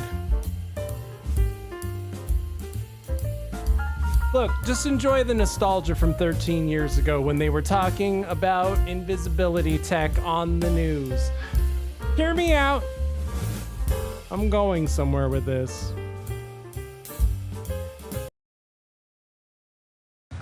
Every day on this show, we do a segment called The Big I. It's about big ideas, innovations, and solutions to problems. Now, imagine if you could do this. Let's see them. Put it on. Whoa! My body's gone. I know what that is. That's an invisibility cloak. But what I'm about to tell you makes Harry Potter's invisibility cloak seem old school. Scientists have found a way to not only hide objects, but make entire events invisible. Imagine what this could mean. I want to bring in scientist Bill Nye, the science guy, to explain this to us. He joins us now from Los Angeles. Bill, this is really cool. I mean, a lot of us are talking about it. But when we talk about these invisibility cloaks, like the one that we saw in the Harry Potter clip, this is how it basically works, right? You're basically fooling the eye by bending light around an object, much like water that flows really around a pebble. But what we're talking about now is a space-time cloak that goes beyond that, as far as I understand it. So how do you make entire events invisible? Okay, first of all, great. It's great. This is great. This is fabulous. Thank you for having me. But let me point out that the Harry Potter cloak is not real. It's not? Okay, you're with me? Yeah, that's not, not really real, a thing. folks. So anyway, I don't here's know the if you idea. knew that. It's And not real. You might have seen this on a James Bond movie, and I can tell you that they've experimented with it on fighter planes, where you would have an fighter object, planes. let's say Fighter planes. Fighter planes. So, you know, in essence, We're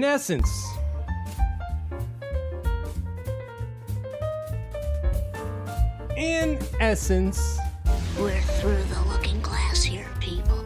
You're saying if this technology has already been implemented on a fighter jet, according to this State Department funded fucking propaganda mouthpiece,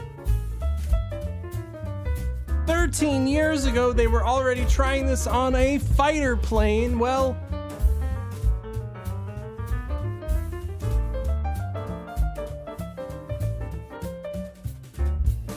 a German rocket scientist once said, "You can put a cloaking technology on a fighter plane, then you can put a cloaking technology on a drone." Or something to that degree, or something to that effect. I don't know. I'm a little drunk. But if you can put that on a fighter jet, you can put that on a drone. That's what I'm saying.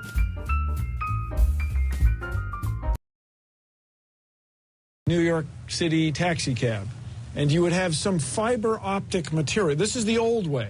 Okay, you would have a piece of fiber, and then you have a bright light, and you would shine it on the wall. It would hit the fiber, and then coming out the end of the fiber would be this very same color. Would be the bright white would come out the end of the fiber. Okay, that's the old way. if you have many, many fibers running around your device, the thing you want to hide, your taxi cab, then okay, then you can pull it off. But here's the idea.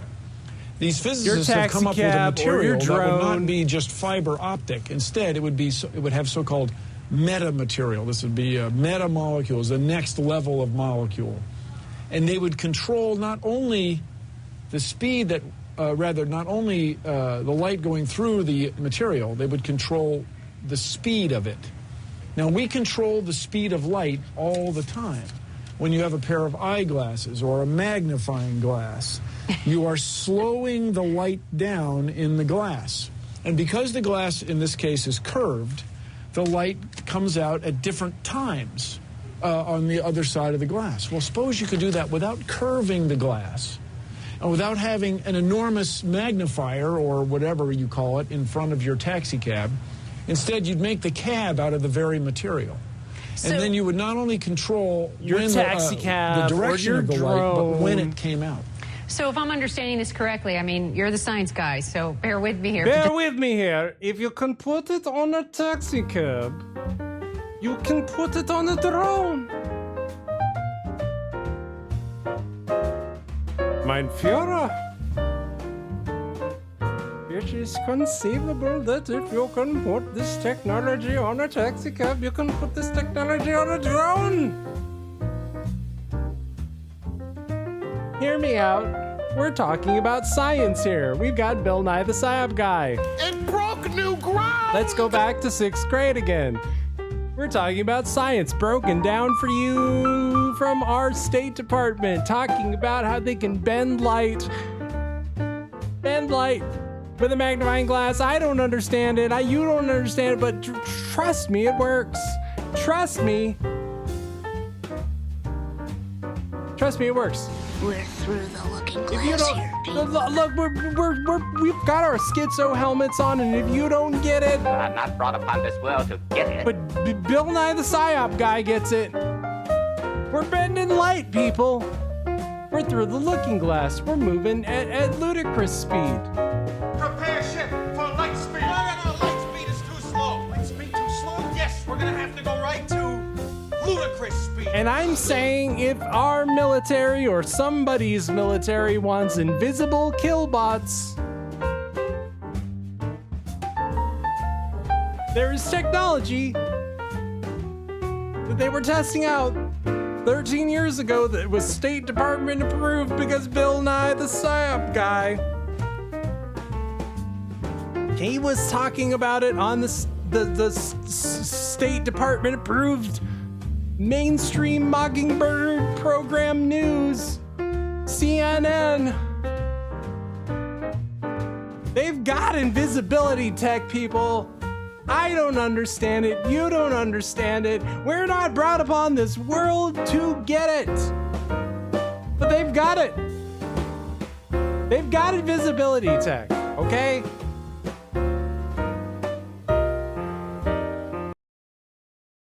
Just a minute, but this creates some type of a gap in the light, and then this creates this sort of a blind spot in time. Is that how? Well, in time, yeah, you would control when it came out of the fiber, when it came out of the other side of the fighter plane or the taxi cab or whatever it is you're trying to hide. How long does something like this last? I mean, how long does the cloak last that you could have this gap in time?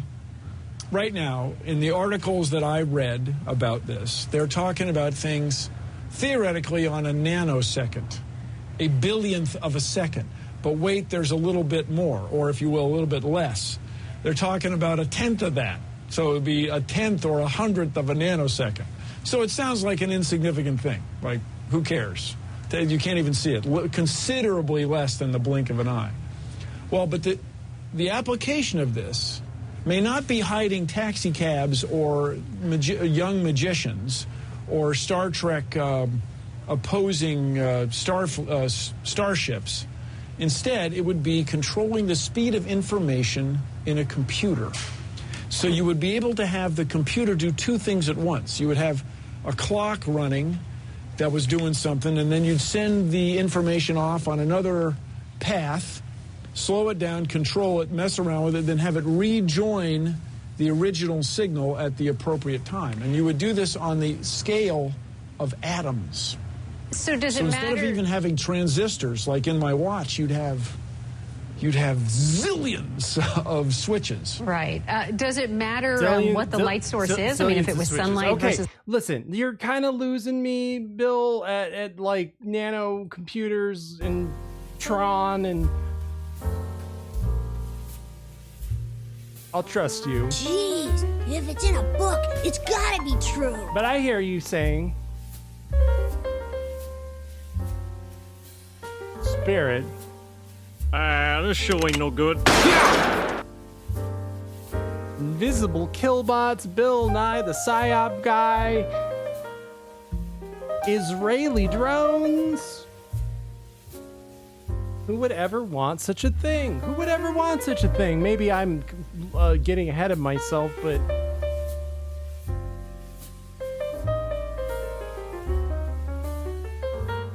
Israel's armed drones are heralding an era of automated killing. The Army's use of UAVs has led to soaring exports and a mounting Palestinian death toll, yet there is no public debate over the legality or morality. On September 4th, the Israeli army launched a raid into Jenin refugee camp for the first time since its large-scale invasion 2 months ago as part of an operation to arrest several Hamas members. During an exchange of gunfire, and the army deployed a Raphael Spike Firefly loitering munition known as a suicide or kamikaze drone to strike Palestinian militants in the area. The attack marked the latest use of combat drones in Jenin, signaling the machine's increased presence in Israeli operations in occupied West Bank.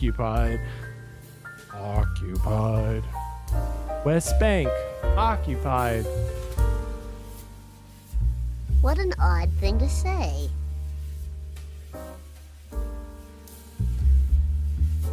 The Israeli army has been using armed drones for decades to carry out, among other things, extrajudicial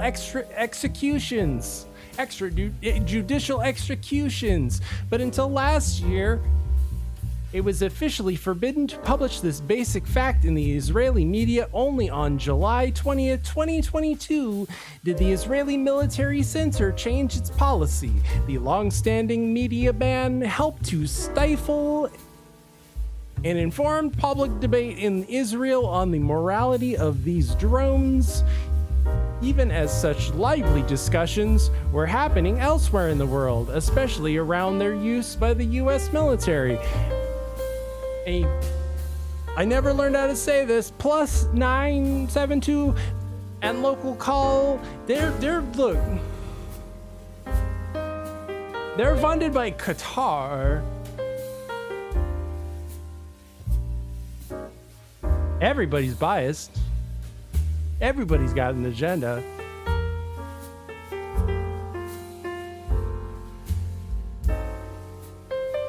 So I get it. I'm calling a spade a spade. But their investigative revealed 3 cases, one of them during Operation Protective Edge in 2014 and 2 during Operation Guardian of the Walls in 2021, in which 9 Palestinian and non-combatants, including 5 children, 2.5 of whom were rubber babies, were killed as a result of missiles fired from drones. And in one case, a criminal investigation was opened, but no one was prosecuted.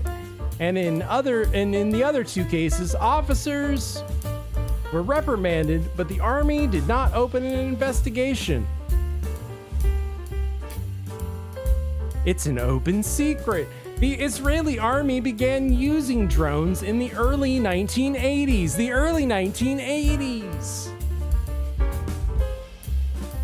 The Israeli army began using drones in the early 1980s in Lebanon before they were called unmanned aerial vehicles, or UAVs. UAVs! Wow! In the 1980s, woo woo woo woo. We're through the looking glass here, people. Wow, where have we heard about UAVs before? What an odd thing to say. What an odd thing to say. UAVs, wow, talking about things flying around in the 1980s during the Lebanon War that might be, UAV. But anyway, I digress. Israel back in the 1980s was flying drones or then UAVs around Lebanon in the name of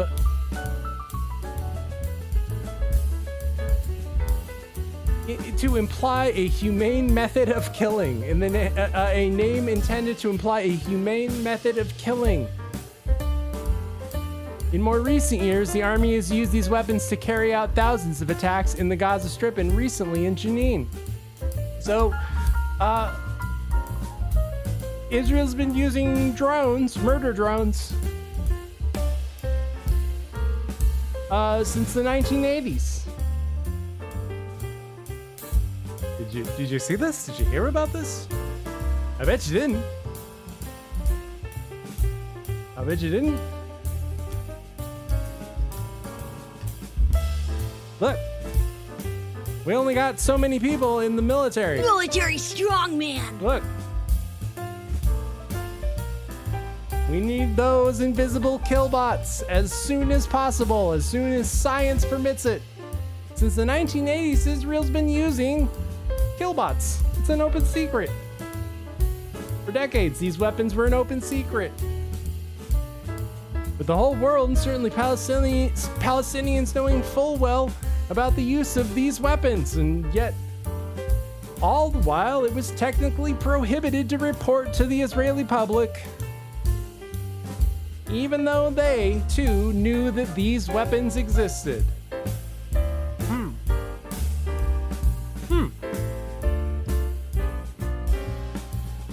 Ever since the 1980s.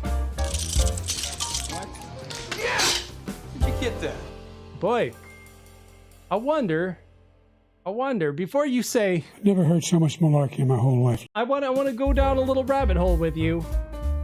A little rabbit hole.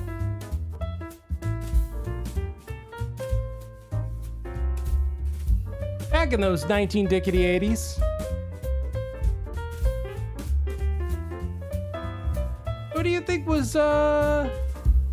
think was trying to keep Israel from getting those invisible killbots? Take a guess.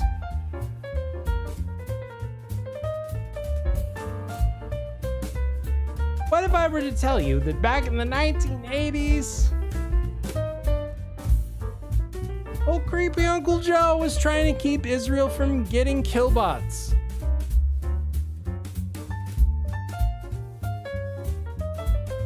You think I'm shucking you? You think I'm driving you?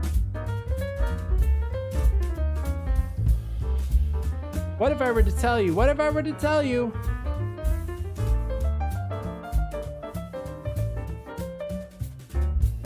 Do you know who warned about Joe Biden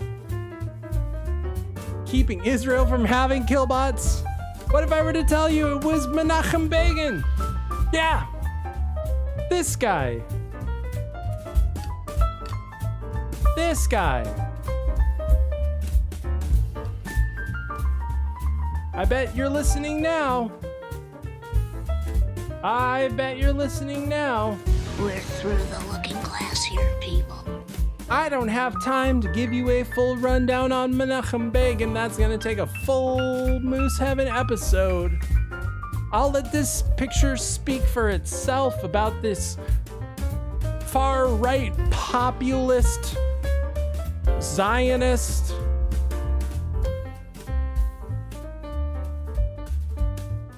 Menachem Begin. You know, a mustached far-right populist.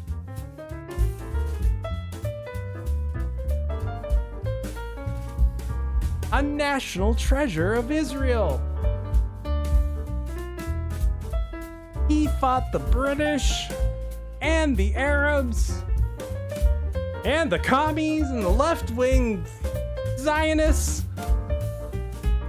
He kept Israel from being a fucking commie hellhole because he was commander of the Irgun. You might have heard me talk about the Irgun. Well, Menachem Begin, he was not a weak-kneed Jew. Military strongman. He was a military strongman, and he was commander of the Irgun. And again, I don't have time to get into the full history. We're moving at ludicrous speed. Prepare ship for light speed. No, light speed is too slow. Light speed too slow? Yes, we're gonna have to go right to ludicrous speed. Right to ludicrous speed. The Irgun, in case you've heard me talk about them, about those guys, and Menachem Begin, the far right wing Israeli underground, some of whom trained with Mussolini's black shirts, who fought the fucking commie Zionists and kept Israel from being a fucking commie hellhole, who fought the fucking British, and some of whom wanted to ally with the Germans, the fucking Nazi Germans, because they saw them as being a more reliable ally, and that Britain was a bigger threat. But again, I'm getting ahead of myself. We're moving at ludicrous speed. Menachem Begin was commander of the Irgun. They blew up fucking buildings. Right-wing terrorists. Right-wing terrorists. The Irgun. Pictured here. Probably sniping British people. Probably sniping British soldiers with their stens. This beautiful Israeli woman here with her Sten gun, probably headshotting a British officer to keep Israel from becoming a commie hellhole, to keep the UN, the United Nations, from keeping the Israel from just turning into a proxy of the United Nations. That Menachem Begin went on to become prime minister. That Menachem Begin, still with me? That Menachem Begin warned us about Joe Biden. Above one of the classroom whiteboards in the Jewish day school I attended as a child hung a poster featuring the face of the former Israeli Prime Minister Menachem Begin, alongside a quote, "I'm not a Jew with trembling knees. I'm not a Jew with trembling knees." I would be tempted to say that our present circumstances call for a proud Jew to tell that Joe Biden, but the fact that he's already been told by Begin himself in 1982 at a closed-door meeting of the Senate Foreign Relations Committee, Biden was threatened by Begin with cutting off military aid for Israel's offensive campaign in Lebanon. As Tevi Troy noted in the Wall Street Journal, the story went that Begin responded in a fiery outrage. "Don't threaten us with cutting off aid to give up our principles. I'm not a Jew with trembling knees. I'm a proud Jew with 3,700 years of civilized history. Nobody came to our aid when we were dying in the gas chambers and ovens. Nobody came to our aid when we were striving to create our country." And he was punching a pulpit when he was said it, and he was punching the air, and he said, "We paid for it, we fought for it, we died for it." You don't know about the Irgun. You don't know about the Irgun. We stand for our principles, we defend them, and when necessary, we die for them, and again, and again, with or without your aid. And 42 years later, Joe Biden has learned nothing. But we've learned who Joe Biden truly is, and he is doing exactly what he threatened Begin with over 4 decades ago. It again suggests that in pledging to withhold weaponry for an Israeli offensive into Rafah, however surprising they might seem to some, are drawn from a long withstanding outlook towards Israel. In other words, Biden threatening to cut off aid to the Jewish state as if it takes measures against its enemies is a feature rather than a bug of a decades-old policy. Menachem Begin saw clearly, and we can't say we weren't warned. The takeaway from that is that this is something Joe Biden's been doing for decades. Withholding weapons from Israel. It's a long withstanding policy of Joe Biden's. But speaking of which, did you see this? Did you hear about this? That this Mr. Bibi goes to Washington. Did you see this? Did you hear about this? Apparently people aren't happy about the Prime Minister of Israel. Did you see this? Did you hear about this?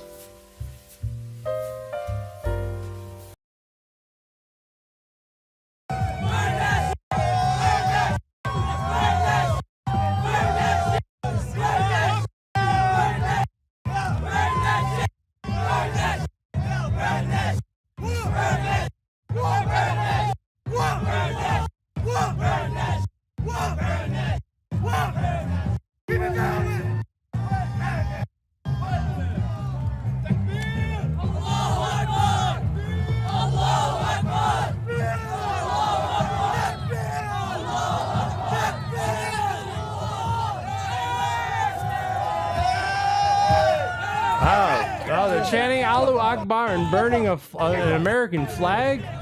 Wow. Wow. Wow. Wow.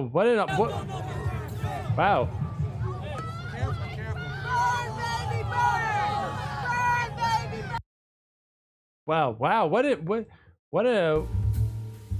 an odd thing to say. What an odd thing to say. Allahu Akbar. No, Spirit.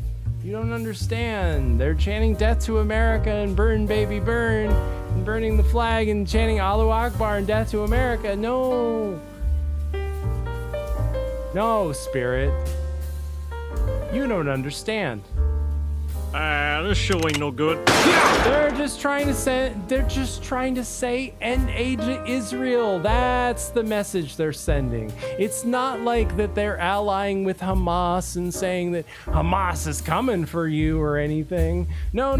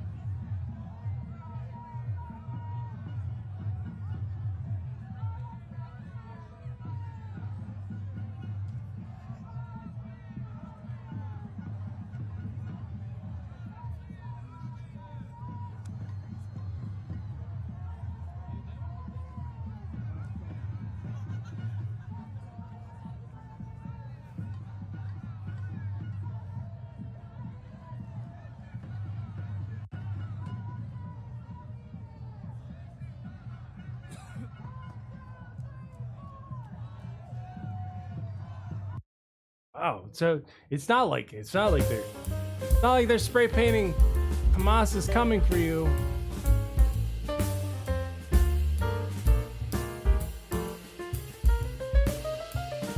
Nope.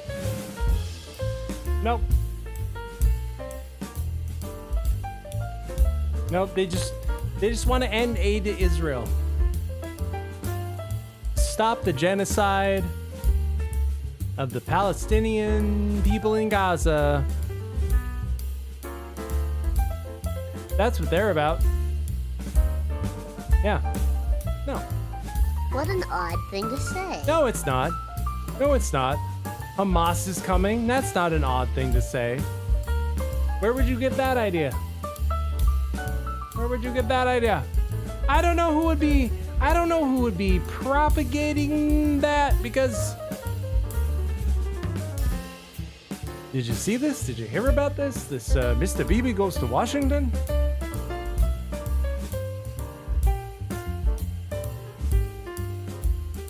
Did you see this?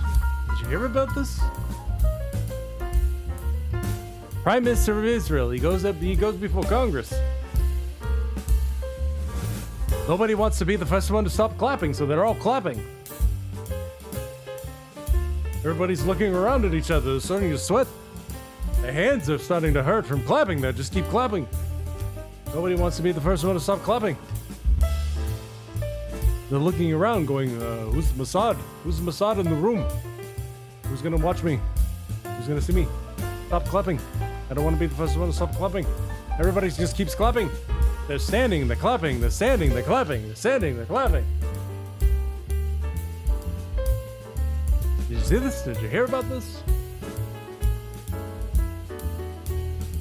Mr. Bibi went to Washington. Did you see this?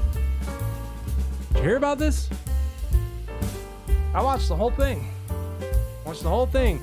I did it so you don't have to. I wanted to see what he had to say.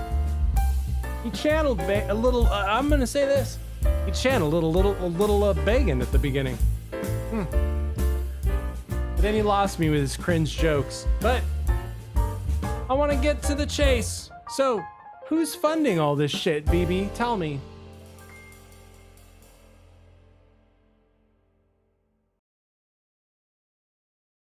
My friends, in the Middle East, Iran is virtually behind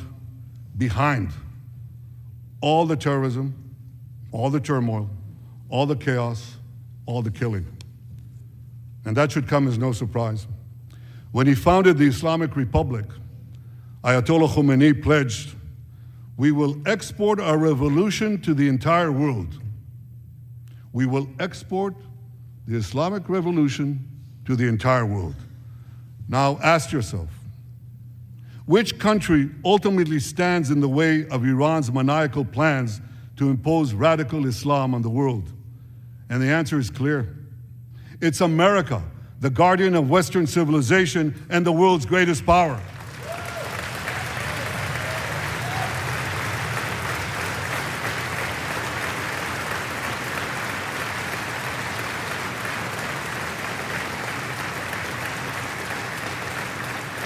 Standing, they're clapping. That's why Standing, Iran they're clapping. sees America as its greatest enemy.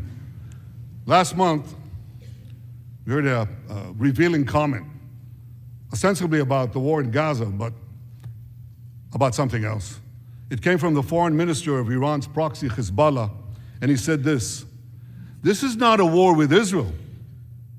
Israel," he said, "is merely a tool. The main war, the real war, is with America." Iran's regime has been fighting America from the moment it came to power.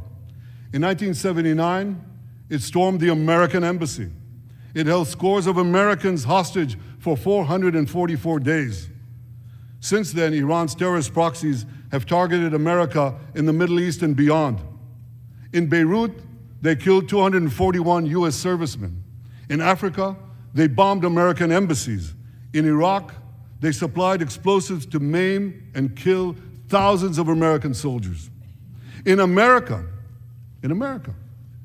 they actually sent death squads. Death squads. They sent death squads here to murder a former Secretary of State and a former National Security Advisor. Oh my God! And did you hear? Because look, I'm sorry to cut you off, Prime Minister of Israel, but we got to move at ludicrous speed. Light speed is too slow. Light speed too slow? Yes, we're gonna have to go right to ludicrous. Because I feel like I've heard this all before. Iran, Iran, Iran. And look, I'm not cutting Iran any breaks. They suck. They fucking suck. They fucking suck. That out of the way. But it's weird. Weird. Did I listen to the whole Bibi speech? I listened so you didn't have to, and he talked about Iran. And how Tommy Cooks had the Ayatollah's number in his phone. He talked about all about that, all about Iran. But we're moving at ludicrous speed. We're moving at ludicrous speed. People did, and he didn't. He left out an important element. He didn't say one thing about somebody. I'm just a poor Chinese boy, you know? Oh, that's weird. That's weird that in all of this talk about Iran, Bibi didn't say anything about this. About the beyond the hostility of Netanyahu and his far-right Israeli allies, Palestinians are also reckoning with their dysfunctional leadership. On Tuesday, China brokered a unity declaration in Beijing between the leaders of various Palestinian factions, including Hamas and Fatah, the party at the heart of the unpopular Palestinian Authority. China brokered a unity declaration between Hamas and Fatah and Gazans looked askance. Wow. What a J.R.R. Tolkien word, askance. They looked askance. They looked askance to Gondor, but it wasn't Gondor. Oh no, it was Mordor. It was China. It was fucking the communist China brokering a unity declaration in Beijing between Hamas and Fatah. And you're saying, Spirit, I don't understand. What does that mean? That all just sounds like some Chinaman gobbledygook. What the fuck are you talking about? The Chinaman is not the issue here, dude. I'm talking about drawing a line in the sand, dude. Across this line, you do not. Also, dude, Chinaman is not the preferred nomenclature. Asian American, please. All right, so let's break this down here. I'll try and make this real simple here. All right, we're moving at ludicrous speed here tonight, people. I'll try and break this down real fast. So, it used to be back in the day that Yasser Arafat was in charge of Fatah. Okay? Yasser Arafat. Remember this guy? Are you old enough to remember Yasser Arafat? He was the guy for Fatah, okay? We're learning these factions like it was Warhammer 40K. If you're able to learn about the Dark Angels and the Iron Hands, you're able to learn about your Palestinian resistance faction. So here we go. All right, Yasser Arafat was in charge of Fatah. And you also had George Hasbara, or Habash, George Habash, who was pictured here underneath a photograph of Chairman Mao.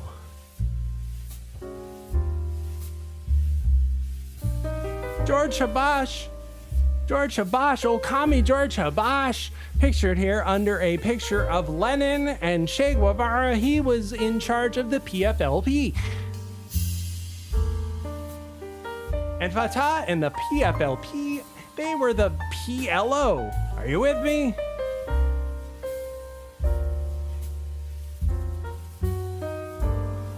But Commie George, who said, our best friend is China. China wants Israel erased from the map because as long as Israel exists, there will remain an aggressive imperialist outpost on Arab soil. That George Habash. So Fatah and PFLP, both of them, their most popular reading material was not of J.R.R. Tolkien, but of Chairman Mao. What? Yes. Fatah and the PFLP and the PLO read that little red book like the Red Army, just like the Red Army. Mao, little, red, different. That Mao. The PFLP also went, hey, China, can we copy your homework? And they said, sure. And they made their book, their little red book. Okay?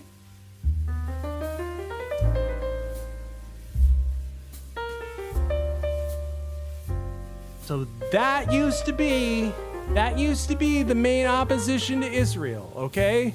Those guys.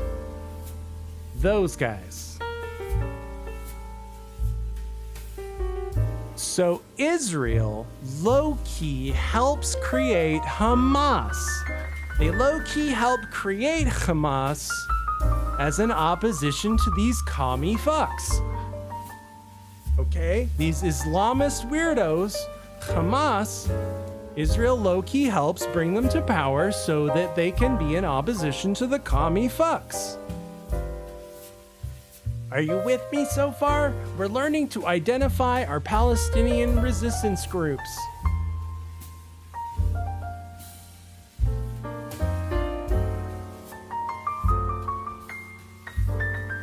So that's Hamas, that's PFLP. PFLP, Hamas, Fatah, PFLP. PFLP operates more like Antifa, and if PFLP is to be believed,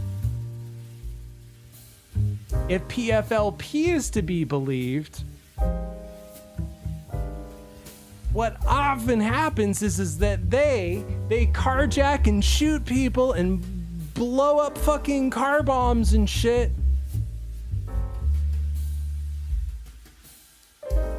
They fucking stab people. Like imagine Antifa. Imagine Antifa run wild, okay? Imagine Antifa run wild. That's PFLP, okay? PFLP, who again are these guys, these girls, right? Because Antifa, right?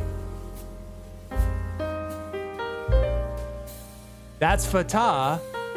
You can tell by what kit they're carrying, who's supporting them, right? So PFLP takes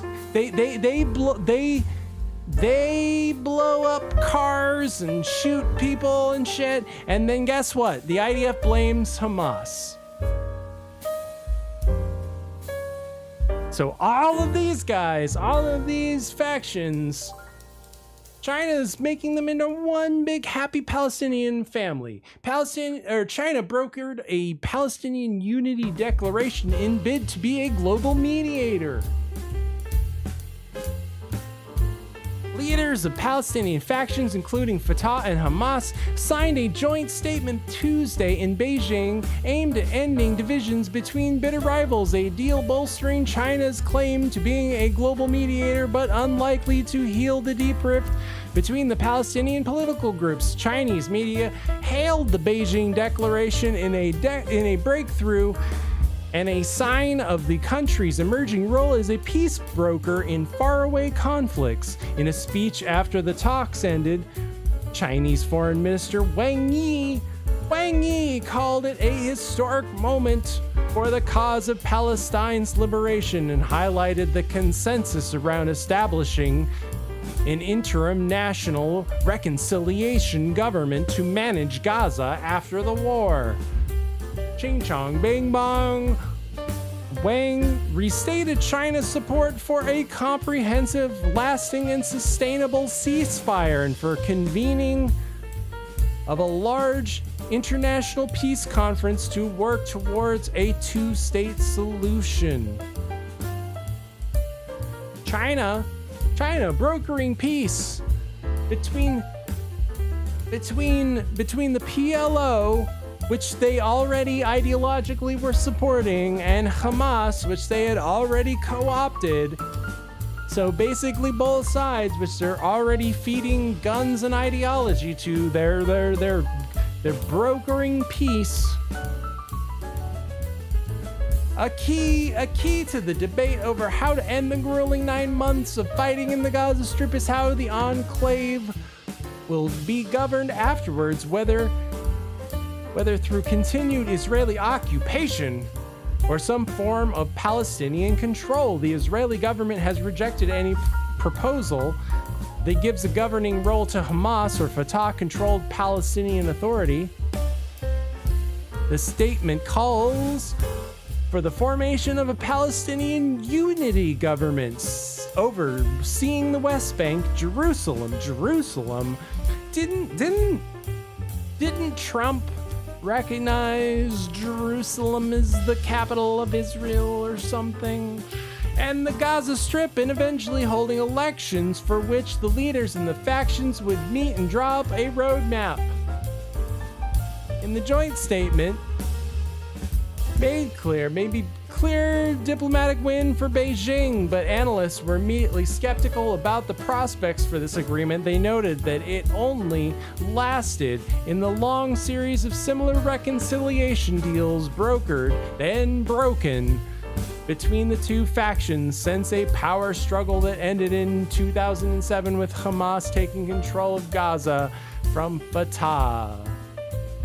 Palestinian political experts generally dismiss the agreements as a rehash of several previous statements of reconciliation, including a 2022 accord signed by 14 Palestinian factions in Algeria. Look, there's a lot of Palestinian factions, and China is trying to bring them together, and I find it weird that King Bibi didn't say anything about it. What an odd thing to say. Or what an odd thing to omit. What an odd thing to omit.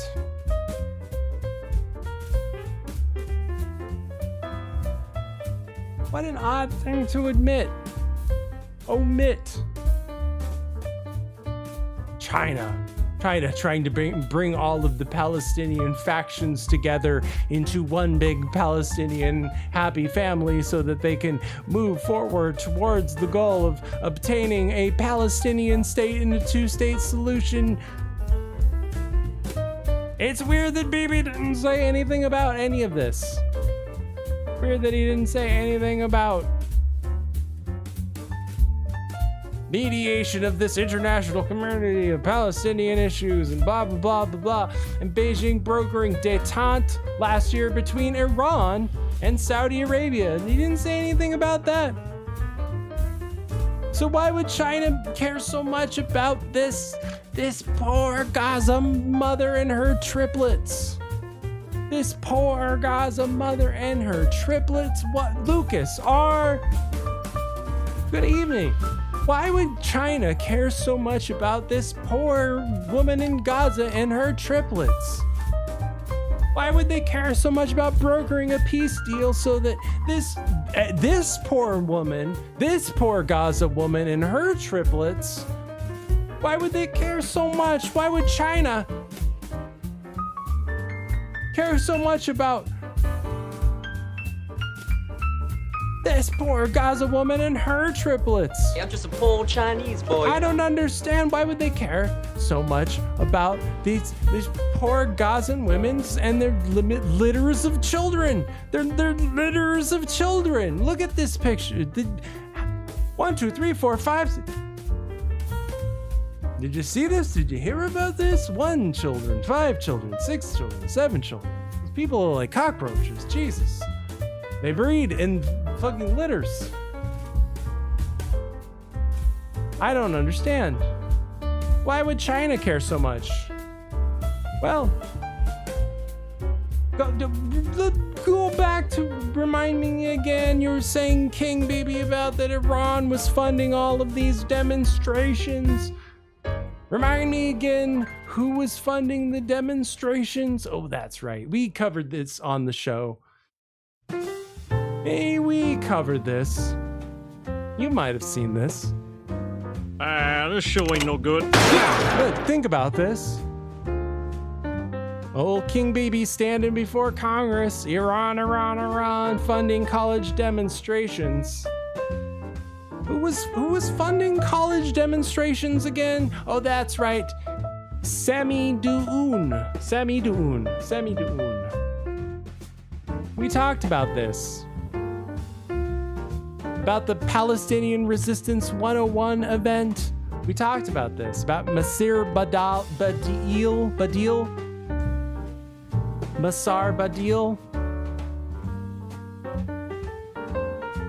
and Sami Doun.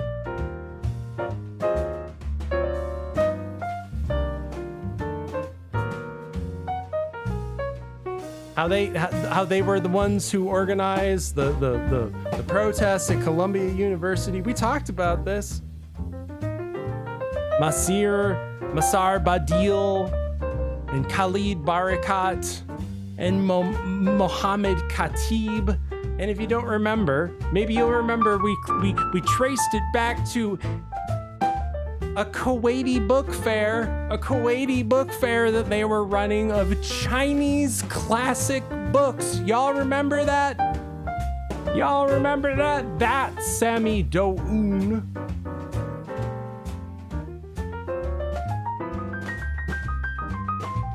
The ones that said that they were at China and Russia's power. Those guys, you know. Because I hate to break it to you, some of you people, but these Palestinian resistance groups, all of them, were sitting in a ditch with towels on their head, reading Mao's Little Red Book. Just like the Red Army. Sitting in ditches with towels on their head, reading Mao's Little Red Book. We're gonna wrap this up tonight. But for those of you who are still with me, let's go down this rabbit hole and then wrap her up. Weapons and ideology. Files reveal how China armed and trained the Palestinians. Chairman Mao identified the Palestinian cause as an important way of combating imperialism in the Middle East. Documents from the 1960s show how far China went to support the guerrilla group's armed struggle. In the early 1980s, when Joe Biden was keeping Israel from having their Killbot drones, Israeli forces stormed several Palestinian Liberation Organization command posts in southern Lebanon, seizing a wide array of documents detailing various military operations. Among the papers were letters orchestrating the PLO's dispatch to officers in East Germany, Yugoslavia, Vietnam, Pakistan, India, North Korea, and China for military training in the mid-70s. Hidden among the letters. I feel like I'm narrating a D&D dungeon crawl right now. Hidden among the letters was a 3-page manual for handling and assembling explosives. The pages detail in Mandarin how to build mines using barbed wire, cement, gunpowder, and other materials. The instructions arrived in Lebanon in one of several shipments of Chinese arms to the PLO that took place in the 1960s, and according to the documents obtained by Haaretz, were part of a greater Chinese effort to support the Palestinian liberation movement. And shortly after the creation of the People's Republic of China, in 1947, Beijing, then more widely known as Peking, recognized the State of Israel. However, in the 1960s, the communist regime started to enjoy warmer relations with the Palestinians.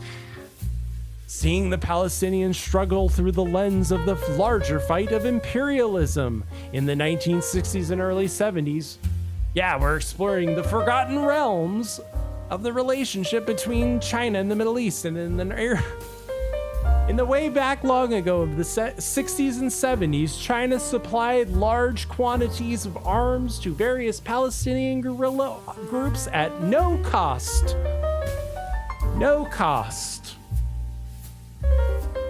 China just gave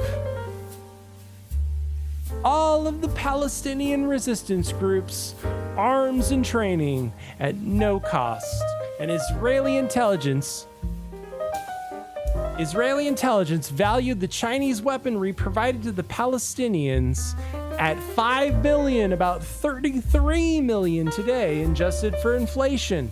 Rifles, hand grenades, gunpowder, mines, and other explosives were among the arms supplied, and initially China provided second-hand rifles and machine guns manufactured in the Soviet Union. However, by 1967, Palestinians were seemingly fighting almost exclusively with Chinese-made weaponry.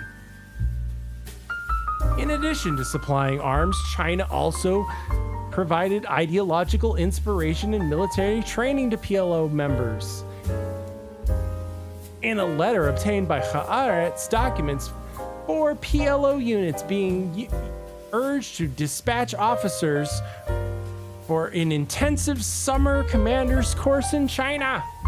It seems that officers were sent to a military academy in Nanking, although the number of officers receiving such military training probably wasn't more than a few dozen, only a few dozen. It was nevertheless the start of a years-long private agreement to provide arms and training to the PLO. In 1970, Yasser Arafat was quoted in the Peking Review in describing China as the biggest influence in supporting our revolution and strengthening our perseverance. Between 1964 and 2001, that's a lot of years. The Palestinian leader went to China on 14 separate official visits, and indeed, by the 80s, Chinese homes had become accustomed to images of Arafat on their televisions. Stepping off a plane dressed in his trademark military uniform and keffiyeh.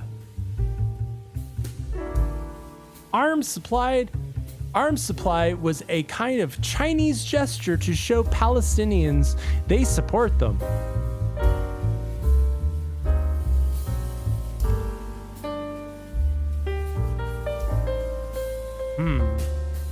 So ever since the 1960s, Chinese providing the Palestinian resistance groups instructions for explosives in Mandarin. Chinese aid was a political statement. But it opened a gateway, a belt and road, you might say, between China and the Palestinians. Without such aid, the PLO might not be as politically a powerful organization as it is today. Unlike other half-hearted nations such as the Soviet Union, who consistently advised the Palestinians and truly invested in their revolutionary cause, China sent financial aid via Syria to what is noted as the Palestinian nation to have refugees in the attempt to support an organized Palestinian population.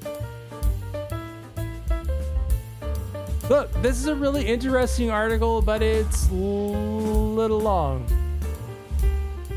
If you want to read it, I'll leave it up. But the point is that China's been supporting Palestinians since the 1960s with Palestinian Solidarity Day back in 1965. China was the first non-Arab country to establish relations with the PLO in 1964. The Palestinians are traveling over to China. They're training in China. They're giving them arms. They're giving them ideological support. China began exporting arms to the Palestinians.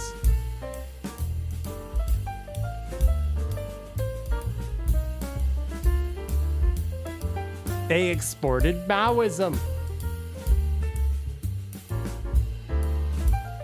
Again, really interesting article. I won't go through the whole thing, but if you want to read it, I'll leave it up.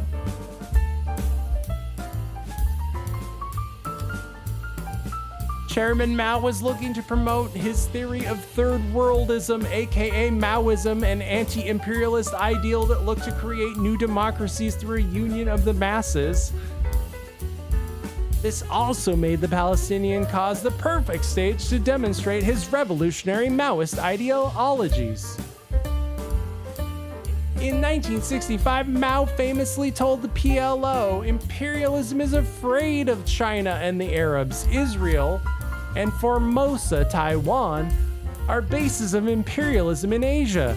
You are the front gate. You are the front gate of the great continent, and we are the rear. So the Palestinians, Asia, he's talking about Asia, Palestinians are the front gate.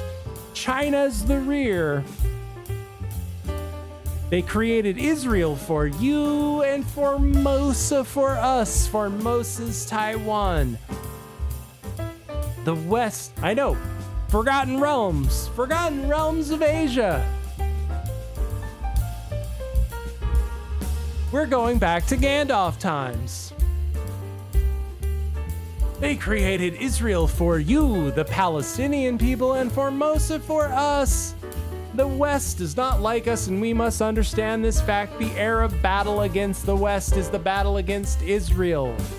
So boycott Europe and America, oh Arabs. Chairman Mao.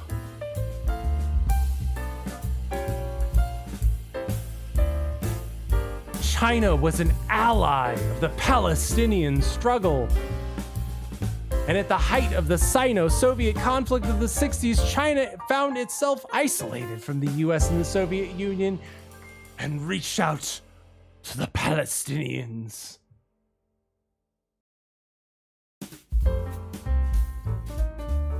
Again, wow, this is really long. I didn't realize this article was so long. It's a good article.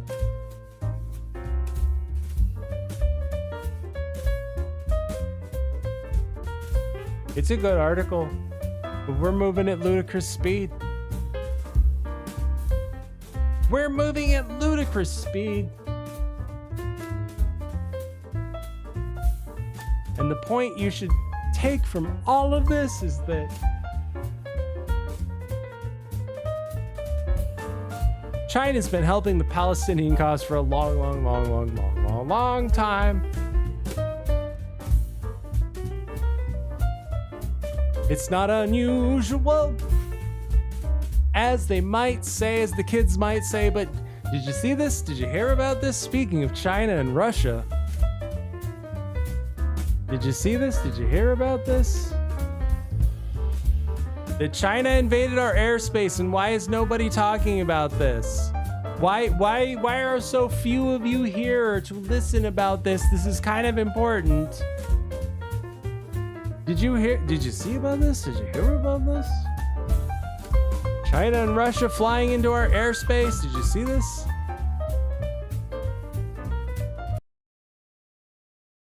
We are following a developing story this morning. For the first time ever, 2 Chinese military planes have been intercepted in international waters near Alaska.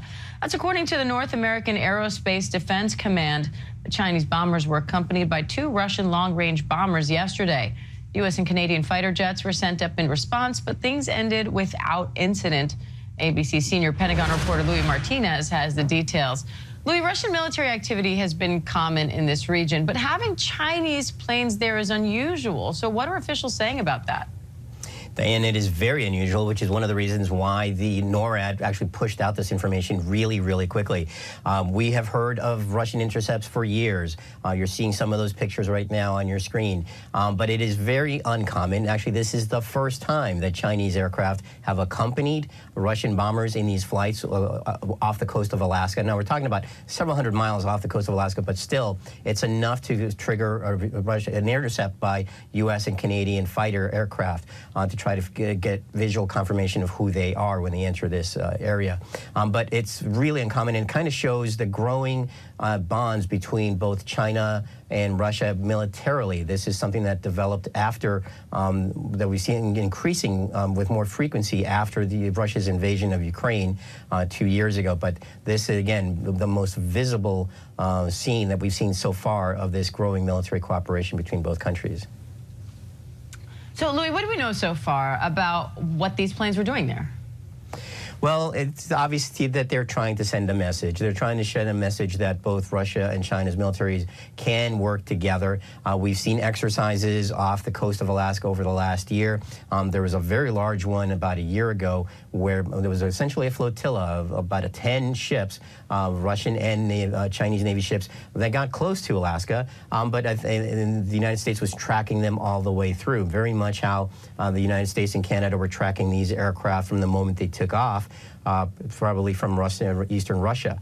So this is intended to send a message that they have capabilities, but again, not as much capability as the United States does militarily in order to carry out these kinds of missions, because in order to carry out these kinds of missions, Dan, Russia has to fly these planes to the eastern part of the country because they're not normally stationed there. ABC senior Pentagon reporter Louis Martinez. Did you see this? Did you hear about this? About China and Russia flying over Alaska? I wonder if Sarah Palin could see it.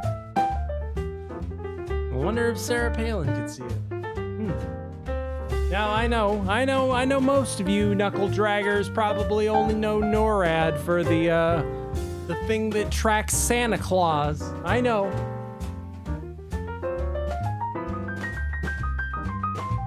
Now, I ain't no flat earther or nothing.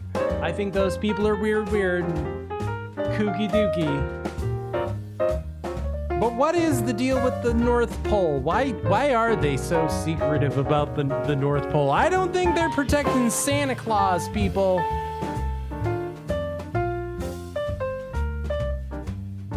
I don't think they're just protecting Santa Claus at the North Pole.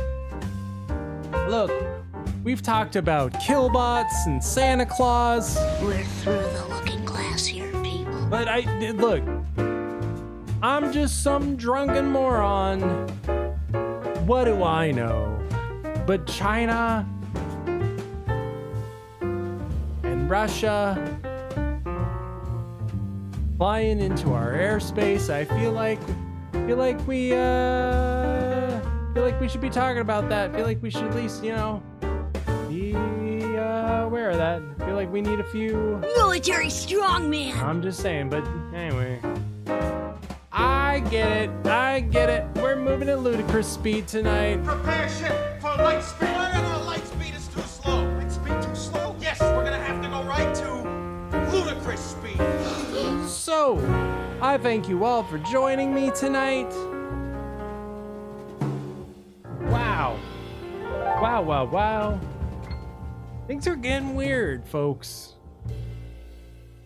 Stay frosty.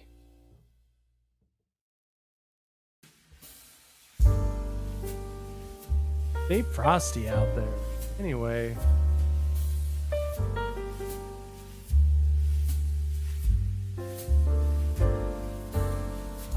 Just in case Major Kong drops the bomb, before I see you next time,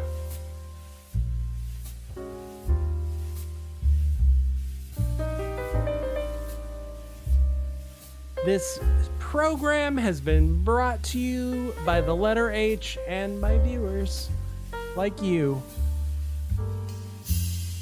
Good night and trust nobody.